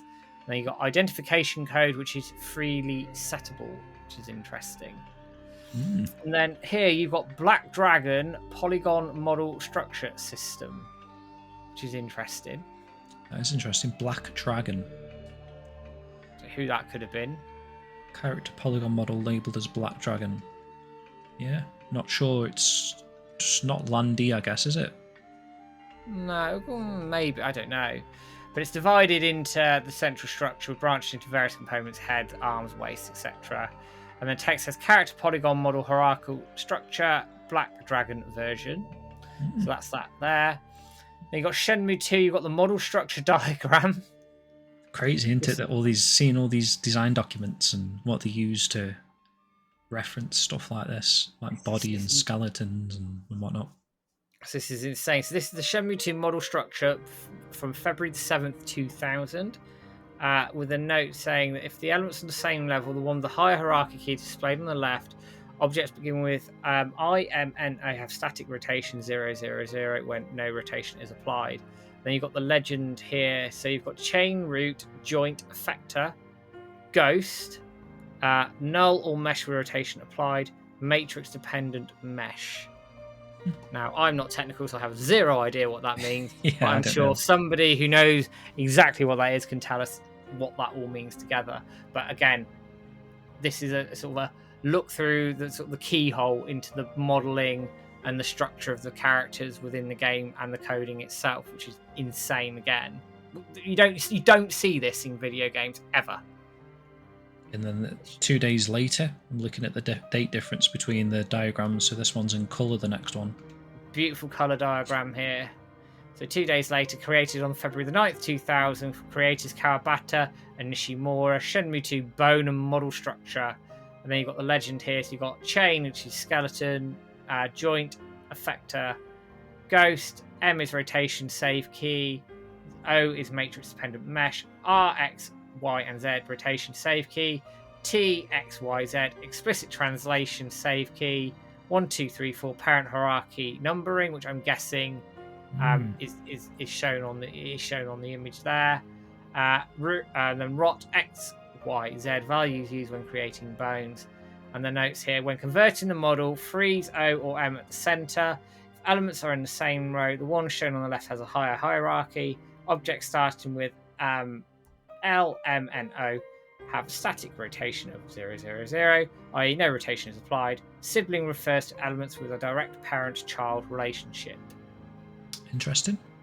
So this is like I guess an insight into a design document, isn't it? Yeah, I don't know what it's particularly referring to as such. Obviously the skeletal structure of character models, but is this hierarchy a particular character, or it's just general reference information? It reads for me as general referencing information for making a character model or rendering something through. But again, this is a sort of a very small look through that keyhole there. I'm just trying to think of some of the things, like the Japanese words for different things. So like you've got Momo on that right hierarchy, which is ear, and then there's like things coming off that. Toe, you can see there. Ashi, is it? Maybe that's leg and feet, possibly. Like a small sort of code for that. Yeah, kata, eye, cow, which is face. Hiji, I think is like, I don't know, one of them's like beard, maybe, or neck or something. There's a lot in there to digest, isn't there? A few different things going on there. Yeah, te, which is hand, ude, which would be arm. So that kind of makes sense on that bottom where it's like blue, ude, was linked to like hand. Mm. So that kind of must be what's going on there, I guess. And how it all pieces together. Very good. There we go. So that takes us out of the sort of design documentation, and then we come down to the next section, which is other 3D renders. We are getting there, but some of this is some really interesting stuff. There's loads to get through, isn't there, which is mad. I mean, I expected these to be like long shows in general, not like 2 hours, 2.5 hours anyway. So should be about right, I think. Yeah. So other 3D renders. Now here's one that was talked about many years ago. I haven't found a reference for it yet on Wayback Machine or anything else, but several people have confirmed this was discussed. You've got a trading card game, Sheet 1, for Shenmue. Mad, isn't it? It's so mad to see these and the actual card designs. Some of the things that they were anticipating on like the descriptions for what the cards actually do. Like using the word mana, which is interesting because obviously you don't really equate that to anything Shenmue wise, unless they was just again conceptualizing and they were basing these cards from all the trading card things at the time, like Magic, you know what I mean, Magic the Gathering or whatever that big trading card game is. Maybe they were just using Shenmue images on those type of cards, perhaps, and maybe experimenting with the idea itself. And I mean, if you read some of the descriptions, Matt. Yes, so there's text on each card. You've got Shenhua, the Bright Maiden, the image of Shenhua, Creature Maiden, Sacrifice a Deer. Shenhua will, the Bright Maiden gains +1 /+1 until the end of this turn. When the deer was killed, her rage literally exploded. Illustration Katashi Ito. Soft House Service and Games Inc. You don't think when she does that explosion thing, she's angry because like Landy's just killed a deer. Wow.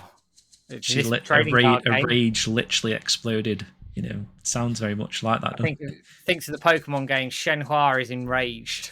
Yeah. And then you've got Orange Woods, image of autumn foliage, land. Add, I guess, a maple leaf to your mana pool. Illustration, Ahil Datatoro, 1999, Soft House Service Games. Then you've got Girl of Local Area, image Shenhua. Summon Bird. Sacrifice a Deer. Girl of Local Area gains Riverwalk ability till end of the turn. Shenhua is hungry every time. Same illustrator and 1999 Soft House Service Games. Earth Blessing. So image of Rhea and Shenhua. Enchantment. Attacking creature you control. Get +2 or -1. Blocking creature you control. Get -1 or +2. Brid Project. Not only good. Honor or die. Okay. Sounds like gibberish. And then drunken ranting or something by the looks of that. And then the same illustrator and service games. Celestial Speed, image of Xiuying. Creature Legend, first strike. While Celestial Speed is being cast, it cannot be countered. Attacking does not cause Celestial Speed to tap. She said, please keep 32 milliseconds. Same illustrator. Image 1999 Soft House Service Games. Note, Ahel Daitoro equals stupid president. What? I don't get that. I don't get that, but no. There we are. Unless someone was making fun of someone and they never intended this to get out to the public. Well, clearly not. They might have been ripping it on somebody and now it's like, oh dear. Hopefully we've not got anyone in trouble here, Matt. You'd hope not, from however many years ago.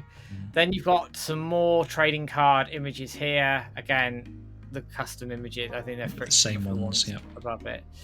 Then here you've got Yangiwa Bread Shop 3D render. It's cool. I wonder if this ended up becoming Common E's Bread Shop. Yeah, it may well have done actually. So you've got Yanagiwa, bread shop with brick lower floor and concrete upper. It has red A-wings with Japanese text. So the text says, Yanagiwa bread, freshly baked bread shop, handmade French bread. That's what it says. So yeah, it could well have been Kamini's shop by the end of it, like a very early look at that. I do think that could be early Dreamcast. Yeah, same. It might also just be like a portfolio render. Yeah, this is what we can make, I guess. Then you've got next one, Fujimi Art Studio 3D render. Again, another 2-story building that they've rendered up here. Text says portrait paintings, Fujimi Art Studio. Phone number 374-53905. Don't try and type that, people. Then you got some other numbers here: 3745-1884 and phone 374-51884. Don't do what people did with the original Shenmue game and start phoning those numbers. Yeah. Forgive my sort of like I don't really know how to say this, but like these models have definitely been made by the Shenmue team, right? Because back in those days, it's not like an Unreal 5 thing where you can just buy assets that other people have made. This was cutting edge, so like I'm guessing so. Excuse my ignorance, is what I was trying to say there. It's like No. This is definitely like designed by a Shenmue developer. Yeah, I'm 99% convinced this is a Shenmue developer, and these assets were not like an off-the-shelf jobby. Yeah. Obviously, now you can go and do stuff on Unreal, buy assets, or do whatever you need to do to get things done. These were all being hand-created back in the day. You didn't have these asset libraries. You just didn't. And you wouldn't have even... There would be nowhere to do that because they were at the cutting edge of designing this sort of stuff, weren't they? So... Yeah, amazing that they've created buildings here that again just haven't even been used. They just use them as like a starting reference. I don't know. Yeah, I'm guessing so. And then obviously modelled them further on from into the game itself. And speaking of models, we then got various arcade cabinets, 3D renders here of Sega Tranquilizer Gun, Astro Blaster by Takashi Ito, Media Design and Art Limited. And these are real games. We actually seen an Astro Blaster machine in Arcade Club in Bury, right, Matt? Do you remember that? Yeah, we have. I took a photo of it. I'll try and dig the photo out, but that is an actual working arcade machine. I'm assuming Tranquilizer Gun as well. I have heard the name prior to this. Actually, I already recognised the name, but I've never played Tranquilizer Gun. I've never ever seen it. No. But again, that's a cool look into some of the arcade machines that obviously we got the arcade machines in the final Shenmue. And if you recall, when we were going through the NPCs with Stu, the sort of the Kung Fu tournament guy seen posing with these arcade machines as well in one of those renders. So that's quite cool. So they obviously had an intention to use them at some point, or at least have made use of them. Then you've got Art Studio 3D render. So this might be the inside of the Art Studio that we saw the outside of in a couple of images ago. So you've got some text written on it. So portraits available in pine, bamboo, and plum tiers. Prices are 800, 1,000, and 1,200 yen respectively. If you are not satisfied, no payment is required. Designed on May the 20th by Media Design and Art. And again, those sketches, not Shenmue characters that I'm aware of. So no, so I don't know who they are. Artwork. Then dropping down, you've got various object 3D renders here. So you've got like a model of a dress, a jacket. That Japan jacket, that looks very similar to the black jacket that ends up in Shenmue 3 as a Kickstarter backer jacket. Yeah, it's pretty much those are the type of designed jackets that you can expect to buy. I mean, I even purchased one very similar to that when I was in Yokosuka. So it does look like maybe I don't know if this is this dude's portfolio and he's trying to sell himself like, this is some of the work I can do, or he's based some of these things off from actually visiting Yokosuka, because that looks very much like the lamppost there that you see in the actual finished Shenmue game, or like a Yokosuka. I don't know what the kanji says. I don't know if Switch has translated that, but could literally have just been walking around taking photos of various things, like a Sukajan jacket, a type of door frame there, like I say, the lamppost, the post box, and then he's come back to his desk and 3D rendered them to sort of show to the other team members what type of things they can achieve. I don't know. Quite possibly. It says on the lamppost, Showa Company. Then you've got Fire Extinguisher as one of the other ones. Okay. Created on the 21st of May, and Takashi Ito created this, Media Design and Art. So I could actually see the theory that he's made these as a portfolio item, whether he's made them for Shenmue and gone, do you want to use any of this? Who knows? I'd like you maybe ask him one day. Would be cool. And then you've got a really cool image, collage image here of 4 3D rendered images featuring the Shenmue characters. So you've got Chai, Landy, Awao Hazuki in the dojo, and Nei-Sun looking down as well. I like that little collage. Don't quite know why they've done it. I'm not too sure why. I mean, these are the only... Well, this is the only artwork we've got of Awao, Landy, and Chai, to be fair, of the whole thing. So that's why it's kind of uncategorized in this section, because it didn't really fit with... Like, I could have put it in the Nei-Sun section, for example, but it's got 3 other characters on there, so... That's why it's in this other 3D renders area. And that finishes off sort of the uncategorized stuff. Now we come on to some uncategorized artwork. Some of this is stunning. Some of this stuff's my absolute favourite out of the whole entire batch of stuff we got, Matt. So these watercolours. We'll start off with the Rio watercolour. So this is Rio with his bag walking down the street with a little bit of text written on it. It says, "Okay, crossed out China." This is a stunning piece of artwork.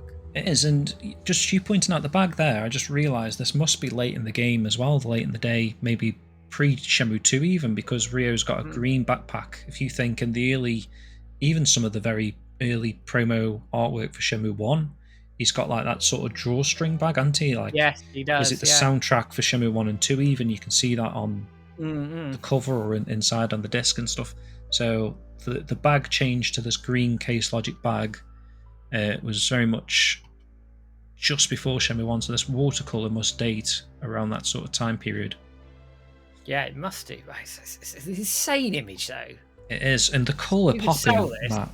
I mean, you've got a couple of these, I've got a couple of these. Let me just see if I can dig them out, because, again, I mean, it does do justice, that image on the screen there, but actually in person, the paper, I don't know how they've managed to get the colour pop that you get on this. Let me just take one of these out, because the actual...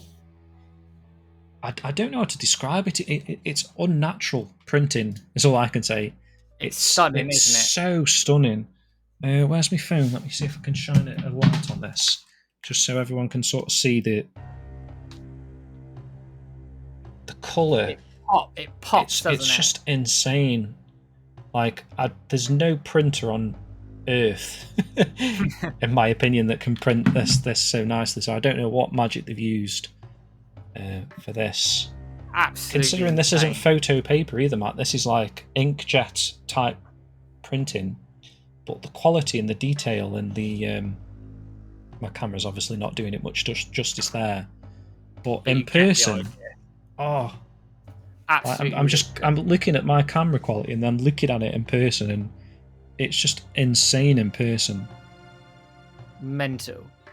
Like, these are some of the best images you'll so find. Much so, you know, when I was showing my wife, she was looking at it as though it had actually been painted on this paper. It looks that good.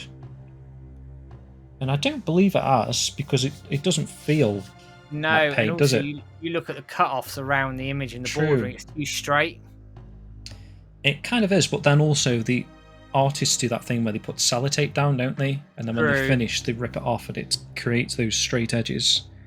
And then there's some handwritten notes on that one as well, Matt, that Rio one. Yeah, it says "okay" and crossed out is China. China, yeah. So I think originally maybe they thought that was China, and obviously it looks more Yokosuka, doesn't it? But yeah, the colour popping is breathtaking. Absolutely insane. Then the next one we've got, again in that similar vein, when you think of like the character chapter tiles in Shenhua, this probably isn't too far off. No. Absolute stunning image there, her with the deer. And Guilin. Absolutely stunning image there. Yeah, I don't know what to say other than it's ridiculously good. Then you've got a Joy watercolor, so early design of Joy, more reminiscent, I guess, of the design we saw on the Ducati. Yeah, outfit wise, definitely. I'm just blown away, mate, by the colours, the colouring that they've used. Like, if you can sort of see the peachy effect around the edges there, Again, this is one piece that I've got, but the colouring, I don't know. It is breathtaking to see in person. It's not just like he's just painted a flat background. It's even the background's got character to it. And again, the colouring is in person is unbelievable. Then coming down, you've got Joy on a waterbed on a bed watercolor. That's one you've got. That. That's one I've got. Waterbed. Waterbed. She's looking a bit suggestive here. I will say that. Yeah. If I take this out for a second, very gently. Maybe this is why Rio says that comment to Xiuying. Maybe off camera, this was happening. Coming, you're going to sleep on my bed. You can see the picture quality there is absolutely ridiculous. Do you know what I mean, though, Matt? Like under a light, it doesn't make sense how good the print is, does it? And no, the colour quality. But it is absolutely. Words beg a belief how good it is. And like the original watercolour must exist somewhere as well. Yeah, I don't know where. Hopefully nobody's destroyed it. Mm. You'd be pretty upset if that had like disappeared off the face of the earth and someone had destroyed it. Yeah, like the work that has gone into those. It's got another bit of text on it saying okay. Then we've got a Xiuying Hong watercolour as well, and I've got this one, which I will pull out in a second if I can get my stuff sorted. Careful with those, Matt. Very delicate, those ones. But phenomenal. Absolutely ridiculously insane like image. Like you can't honestly, when we opened these things, we saw these and when we saw the auction listing, we were like, those images are ridiculous. Yeah, they are so good. Some of my favourite Shenmue images ever. Like it deserves to be framed. Yeah, like that deserves to be in a frame. It's like we're not just buying documents at this point, we're buying art pieces. It's insane, absolutely insane artwork, like fine art. You know what I mean, when you go to those shops and you see like all the fine artwork in frames and stuff like that. This has got that level of quality. Yeah, it is, absolutely. Then the next one we've got is Fang Meijun watercolor, very much like a model. Yeah, it looks like her from Shenmue 2. Mm-hmm. Again, stunning piece of artwork there. Stunning piece of artwork. I can't say more than that. They're in the teapot. Then you've got 3 color artworks. Now you're probably looking going, what are these? One of them, the green one, we think is Xiuying. The one on the top right in red, I thought looked like Jeffrey, but could potentially pass off a dealing or his brother. Or someone else, maybe. Someone else. These look like 3 major martial art teachers, potentially. And then the blue one looks... She almost looks Wei's End, isn't it, that I said? Yeah, or Wei's End, or one of the twins, or triplets rather. Yep. These, though, are actually legitimately sketched on the paper. Mm-hmm. So when you turn the paper over, you can see the imprint of the pen they've used to sketch those out. Biro. They've used like 3 coloured biros, haven't they? It's mad. But again, stunning piece.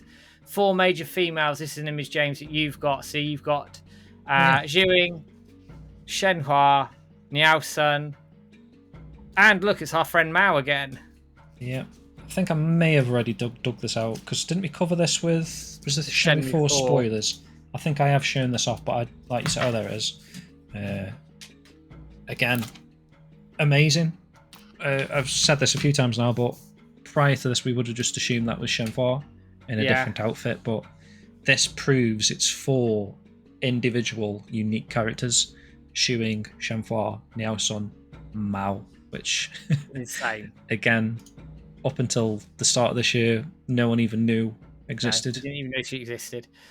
Then you've got an unknown female sketch, like a pencil sketch of an unknown female. Not too sure who she is. I'm not too sure either, no. But not sure. Then you've got Nei-Sun and Shenhua in black and white. That sit-down image of Shenhua we've seen earlier in colour. Yeah. And the Nei-Sun is the same Nei-Sun that is in the 4 females colour version. True. As well. So that sort of Shenmue 3 dress. So those are the uncategorized artworks that we've done. We are nearly there now. I'm going to go into the bonus artwork first, and there's a reason for that, but we'll come on to that reason at the end. So the bonus artwork. So this there's all sorts here. You got some Shenmue stuff. You got some random portfolio images as well, and we sort of just put these all together, didn't we, in one hit? Just as a completionist sake, like these were included in the auction artworks that we received, so it didn't feel right to just omit these. No. We might as well. We scanned them in. We might as well use them and share them with you guys. Very interesting to sort of see the portfolio work of the guy behind a lot of these images, I guess. It's got like his calendar. It's like sort of a homemade calendars in this, which is interesting. Sorts of fun bits. So starting off first and foremost, you've got the Shenmue Premiere leaflet with the front, which many of you will be familiar with. I won't go into the detail too much on that. That was interesting that was just included, right? There's like 6 of them. There. Yeah. Almost like he just kept some aside for himself. And then Switch has done a full breakdown of that on his blog post there, and you got the rear image as well, with various directions how to get there. You then got some various character illustrations that he's obviously put together, all sorts of random characters from I have no idea where. Some are quite freaky, actually. Again, just showing off the different art style talents that this guy can do, I guess. And then coming down, you've got a Happy New Year character page. Now, the top left looks a bit like Wolverine, if not is Wolverine. I think it definitely is Wolverine in it with the ears and the whatnot. Then you got a Happy New Year guy with like some sort of gun, like some robot satellite thing, and then you've got a martial artist. Actually, Akira, is it? Right, which could be Akira, doesn't it? You could certainly pass it for Akira. Yep. Then you've got the 1996 calendar for each month. So you've got January, February, March. The January one does kind of look like Shenhua in there. I'm not sure. Top left just looks like Shenhua, and then the crying face, potentially. Not sure. So you've got January, February, March, April, all sorts of random art here. May, which has got a very anime look to it. Definitely very like Cowboy Bebop looking guy at the front there. And June, July, which is like a photo with some random stuff written around Potentially a photo of him working in the Shenmue devs room there with the sort of the PC there on the side. Yeah, maybe. Possibly. Could be him. Then August 96, September, like a sketch of space. It's interesting. Weird. October, that's a random image. Looks like it's been put together in paint. Halloween. It does, doesn't it, actually, yeah. But like funny clunky mage image. Then you've got November. Again, like, it could have been put together in paint. I don't know why I think that. I'm probably insulting them, but you see, some of the styling does look like it could have been done in paint. Yeah, it's just, again, very much homemade calendar, isn't it? And then December almost looks like a Nights image. You know, some of the artwork that they show at the end of Nights, or when you complete the game. Or was it the cutscene at the start, isn't it? I'm just looking back, Christmas actually. Nights. Now, something's just come into my head. If I can get it off my shelf without knocking everything over. Ooh. But that image... Very reminiscent, isn't it? Very reminiscent of that. Jesus. It is, isn't it? Like, it does make you wonder. Is it? No, it does make you wonder, you know, if these were the files that the anime team had access to, and they're like, oh, quite like that composition there. And sort of done something with it. Yeah. Bench and lamppost. It's very much exact to that, which is very interesting. You sort of raised that question. I thought, I'll just have a look at that. Then you've got Poppin' a Wheelie artwork, which is definitely not Shenmue related, unless you think it's the bike from Shenmue, but it's not. It looks like an AI artwork, doesn't it? Almost like you just type in bloke with a lady in a kimono on a doing a wheelie. Yeah, with a blimp in the background, and then it just comes up with that, and it's got like bliss, like it doesn't know what text to use, so it just come up with its own sort of wording. Obviously, that says coffee, I think. Yeah, it's fun all the same. And then we come on now. We've done all the Shenmue stuff, and we come on to the Virtua Fighter artworks. So within this, there was also some Virtua Fighter 4 artwork. So within it, and I also got hold of Virtua Fighter 4 press kit.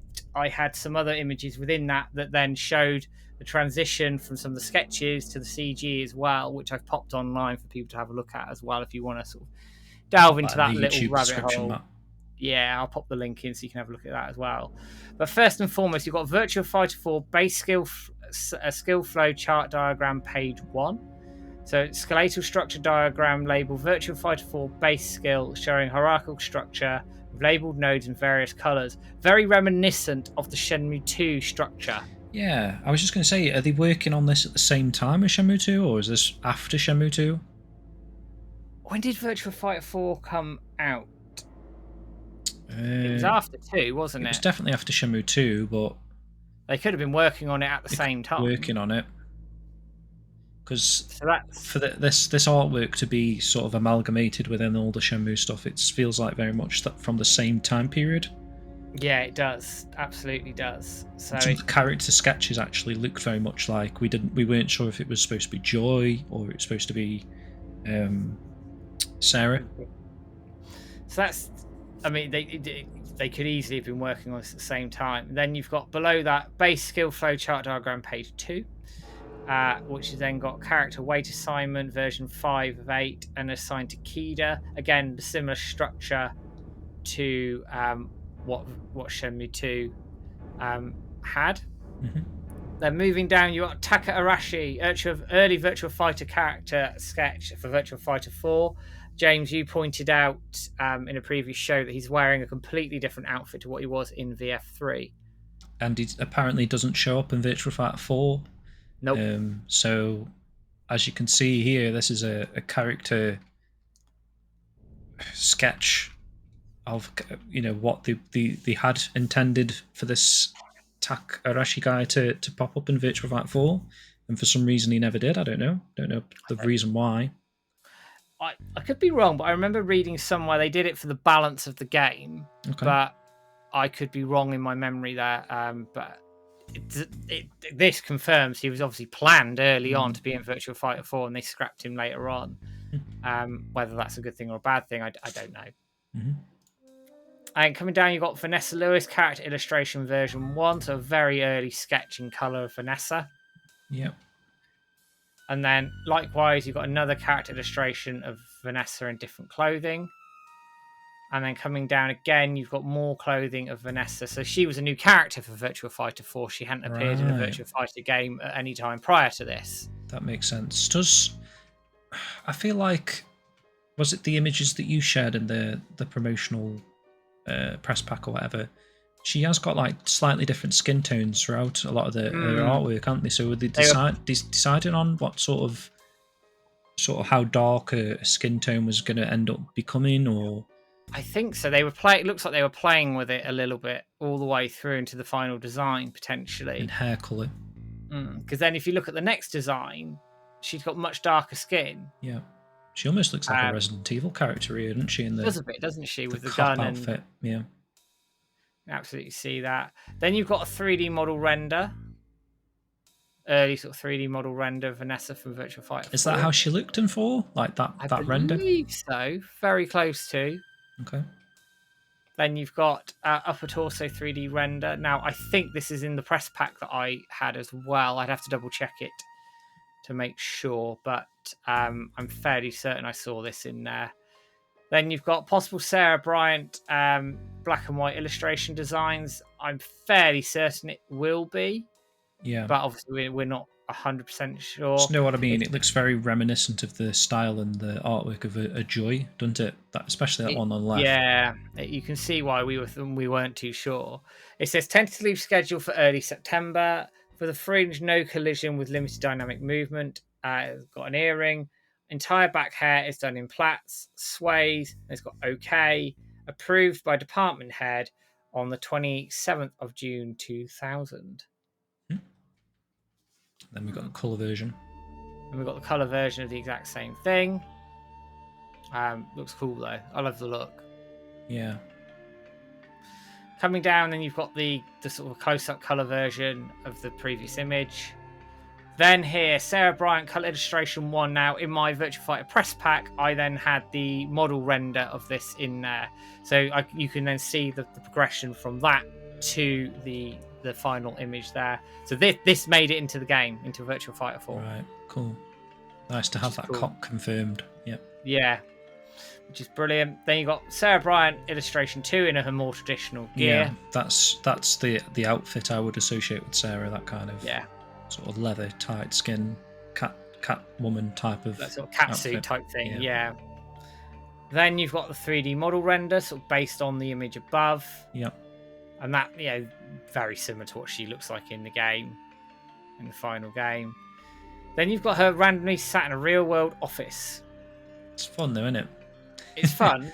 Random, like at first glance, I thought, oh, they actually produced a 3D resin model, but it is definitely CGI graphics, sort of merged with real life. You can sort of see the old CRT TV there with the RC cables coming out. Or where they are, you know what I mean? Yeah, come out red front and of yellow TV cables, something, aren't they? And then is that a video player above that, or a game console? There is two video players above that. Interesting. Some documents out on the table. Whiteboard at the background, which I don't know if anyone can read any of that stuff on there, but if there's anything interesting, let us know. And then coming down, we've got Sarah Bryant or Vanessa Lewis. We weren't too sure. Didn't you run this by? Was it Ravzig? You ran this by? Yeah. He wasn't sure. He said he thought. Did he say it was? He more convinced it was Sarah, I believe. Second picture, I'd say it's more likely to be an early concept for Vanessa. Right. So he thought that was Vanessa, I think. If I'm reading it for the right one. We're not too sure, are we? I'm not too sure on that one. It's almost like a Playboy bunny type of outfit, isn't it? Which I don't know if that suits the character of Sarah more than Vanessa. Possibly, yeah. I can see that point. But obviously with the shortish hair, the skin tone potentially, and the lipstick maybe is a bit more Vanessa-y. Yeah. I don't know. Let us know if you're a big Virtua Fighter person. Let us know in the comments, guys, which side of the fence you set on that one. Yeah, we'll leave that for them, everybody. Jeffrey McWild, early 3D render. Yeah, it's Jeffrey, just very early on. Akira Yuki, his face looks rough. It does, doesn't it? And this in the press pack, you had this image. Yes, it was. And one of them, I think, was potentially used as his profile at one point. This was as well, Pai Chan. It's called China Girl here, but it's Pai. And then that does appear in the press pack that I've got. Okay. Which was interesting. Then you've got an unknown girl colour illustration here by Tatsunari Iwasaki. Yeah, we've got loads of this particular girl. Ravsig was saying he doesn't think that girl actually made it into any form. Very different style to compose to anything the game got. He was talking about Aoi, the character that was introduced.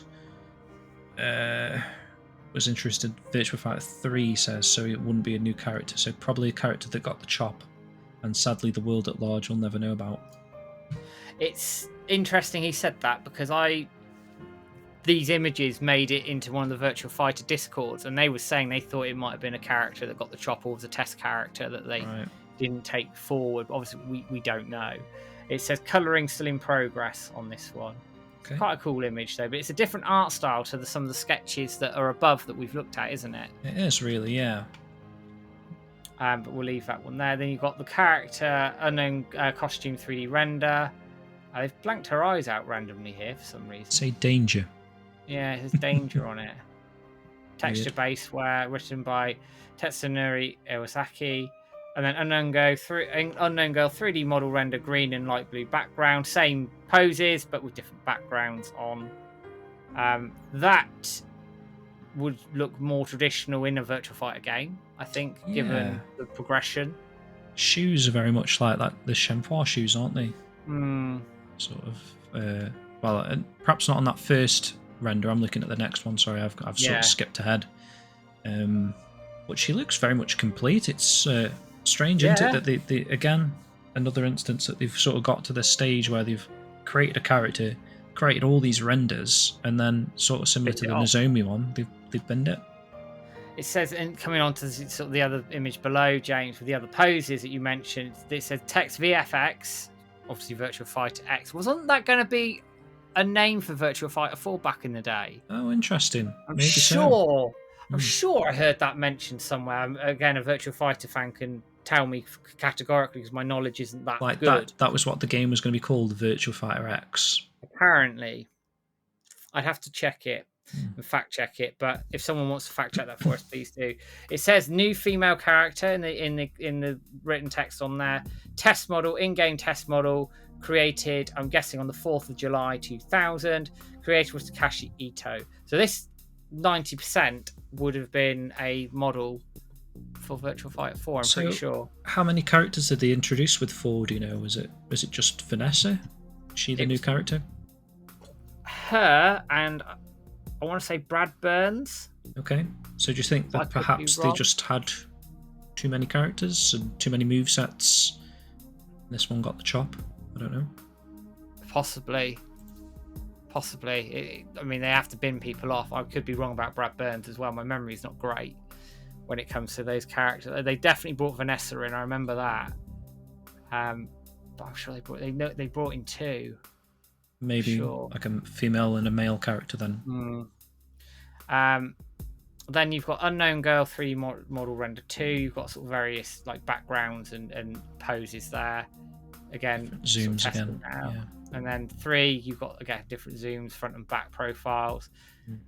Then you've got 3D render in the front as well. There. I just noticed the title's sprung on that. I need to change that. No, it's all right. We can change that later. But that brings us to the end of all of these artworks, James. I mean, we smashed through all of these in pretty good time, considering how many of them there were. There's a lot. Any final thoughts on any of them at all? No, I think all good. For me, Matt, I'm glad we've kind of got to the end of covering them all now. Obviously, we teased them for so long, and we finally released them to the public, and we've actually sat through them all on these podcast shows.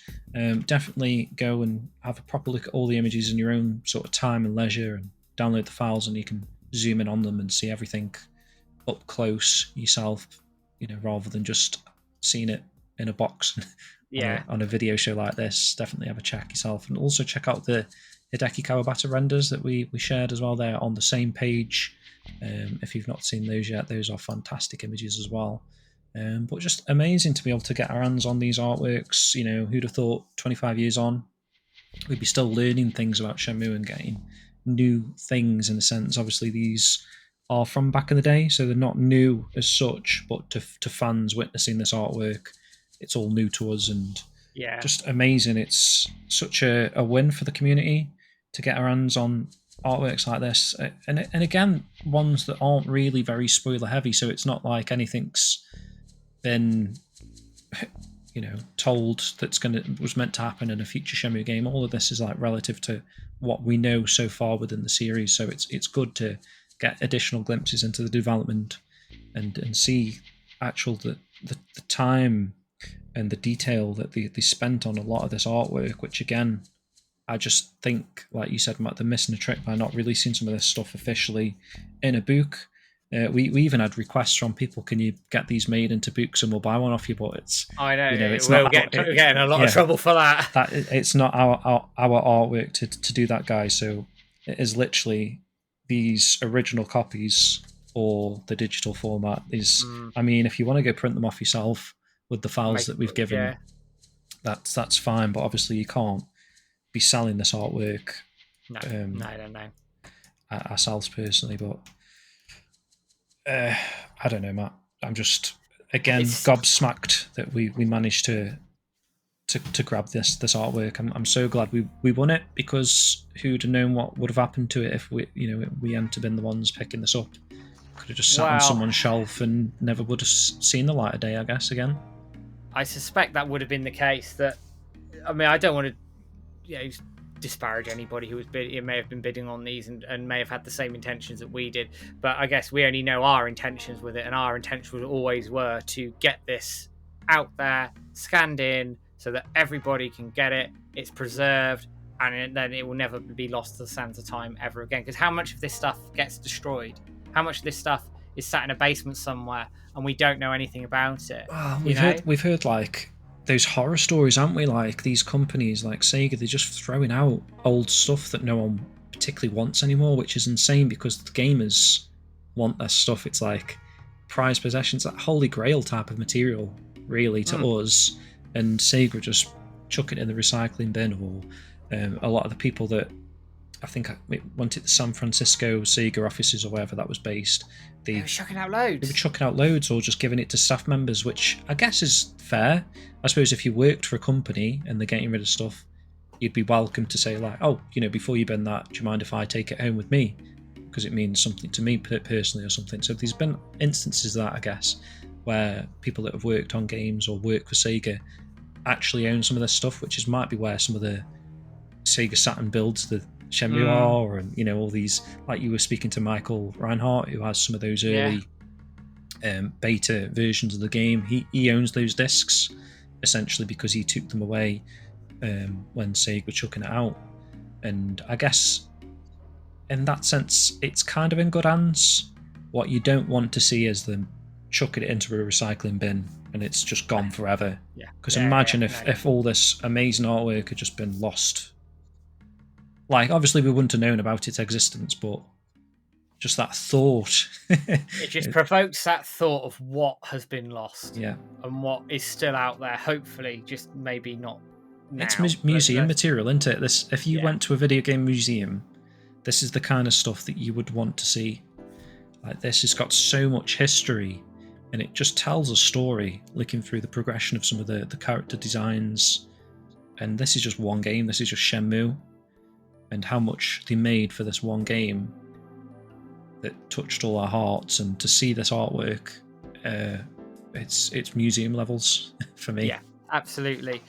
I've got two things to cover before we round us off. I've got some thank yous to do first and foremost. So thank yous obviously go out to David, Chow and Nathan, who helped James and I secure the artworks and bared with us while we sorted them all out, got them distributed to everybody and made sure everything was scanned in at the right quality, and allowed us the time to touch the images up, remove any artifacting on the images, and just make sure that everything was ready for a good proper release, and ensuring that happened in the best way possible for the community.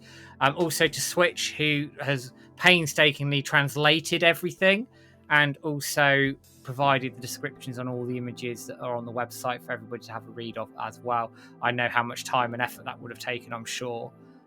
So there's that side of it from Switch. A thank you to Stu as well, who obviously appeared on the show last time around to look at the NPCs and providing his knowledge on there as well. Check out Shenmusings if you haven't done that already, to go into some of those rabbit holes around those NPCs through the artworks that we found as well. The last thing to do is we have a competition to finish things off. This is the last of 3 competitions that we've had running, because ended on the Virtual Fighter theme. It's very, very deliberate. There were a few of the Taka Arashi images available through the artwork. I think there was 4 of them or 5 of them or something like that kicking around. Either way, there was spares. So we are going to give away one of the spare images here of Taka Arashi. In order to be considered for the competition, all you need to do is put in the YouTube comment auction artwork, and then whatever comment you want, and we will draw a winner at random, either on a stream or on a different show at some point in time, to make sure that somebody gets hold of one of these absolutely originals, and like I say, a piece of history. Amazing. If otherwise, you're a big Virtua Fighter fan as well. Yeah. If you're a Virtua Fighter fan, you're going to want that. That we realised didn't even end up in the game. So that's how that predates everything. The character design. And I just want to say, like, thank you to Nathan, Chow, and David for allowing us to give away some of these artworks as well. Obviously, they didn't kick up too much of a fuss when we said, why don't we give some of these extras away? So it's very much appreciated allowing us to be able to give away some of this artwork to you guys.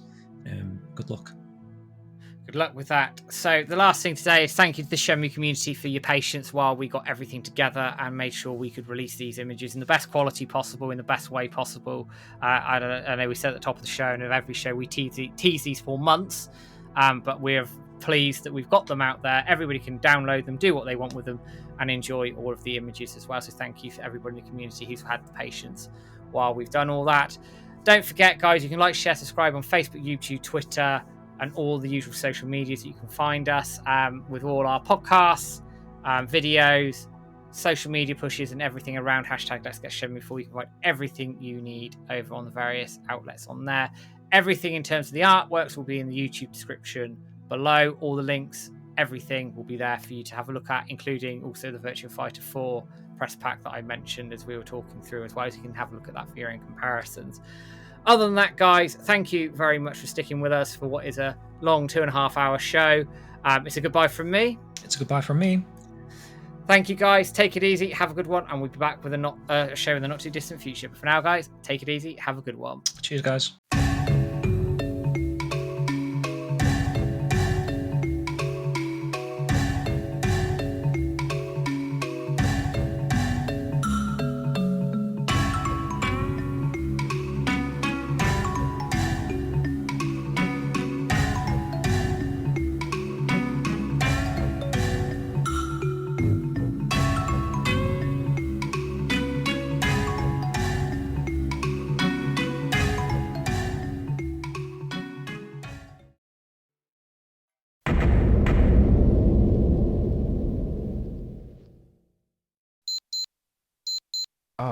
Look at the time.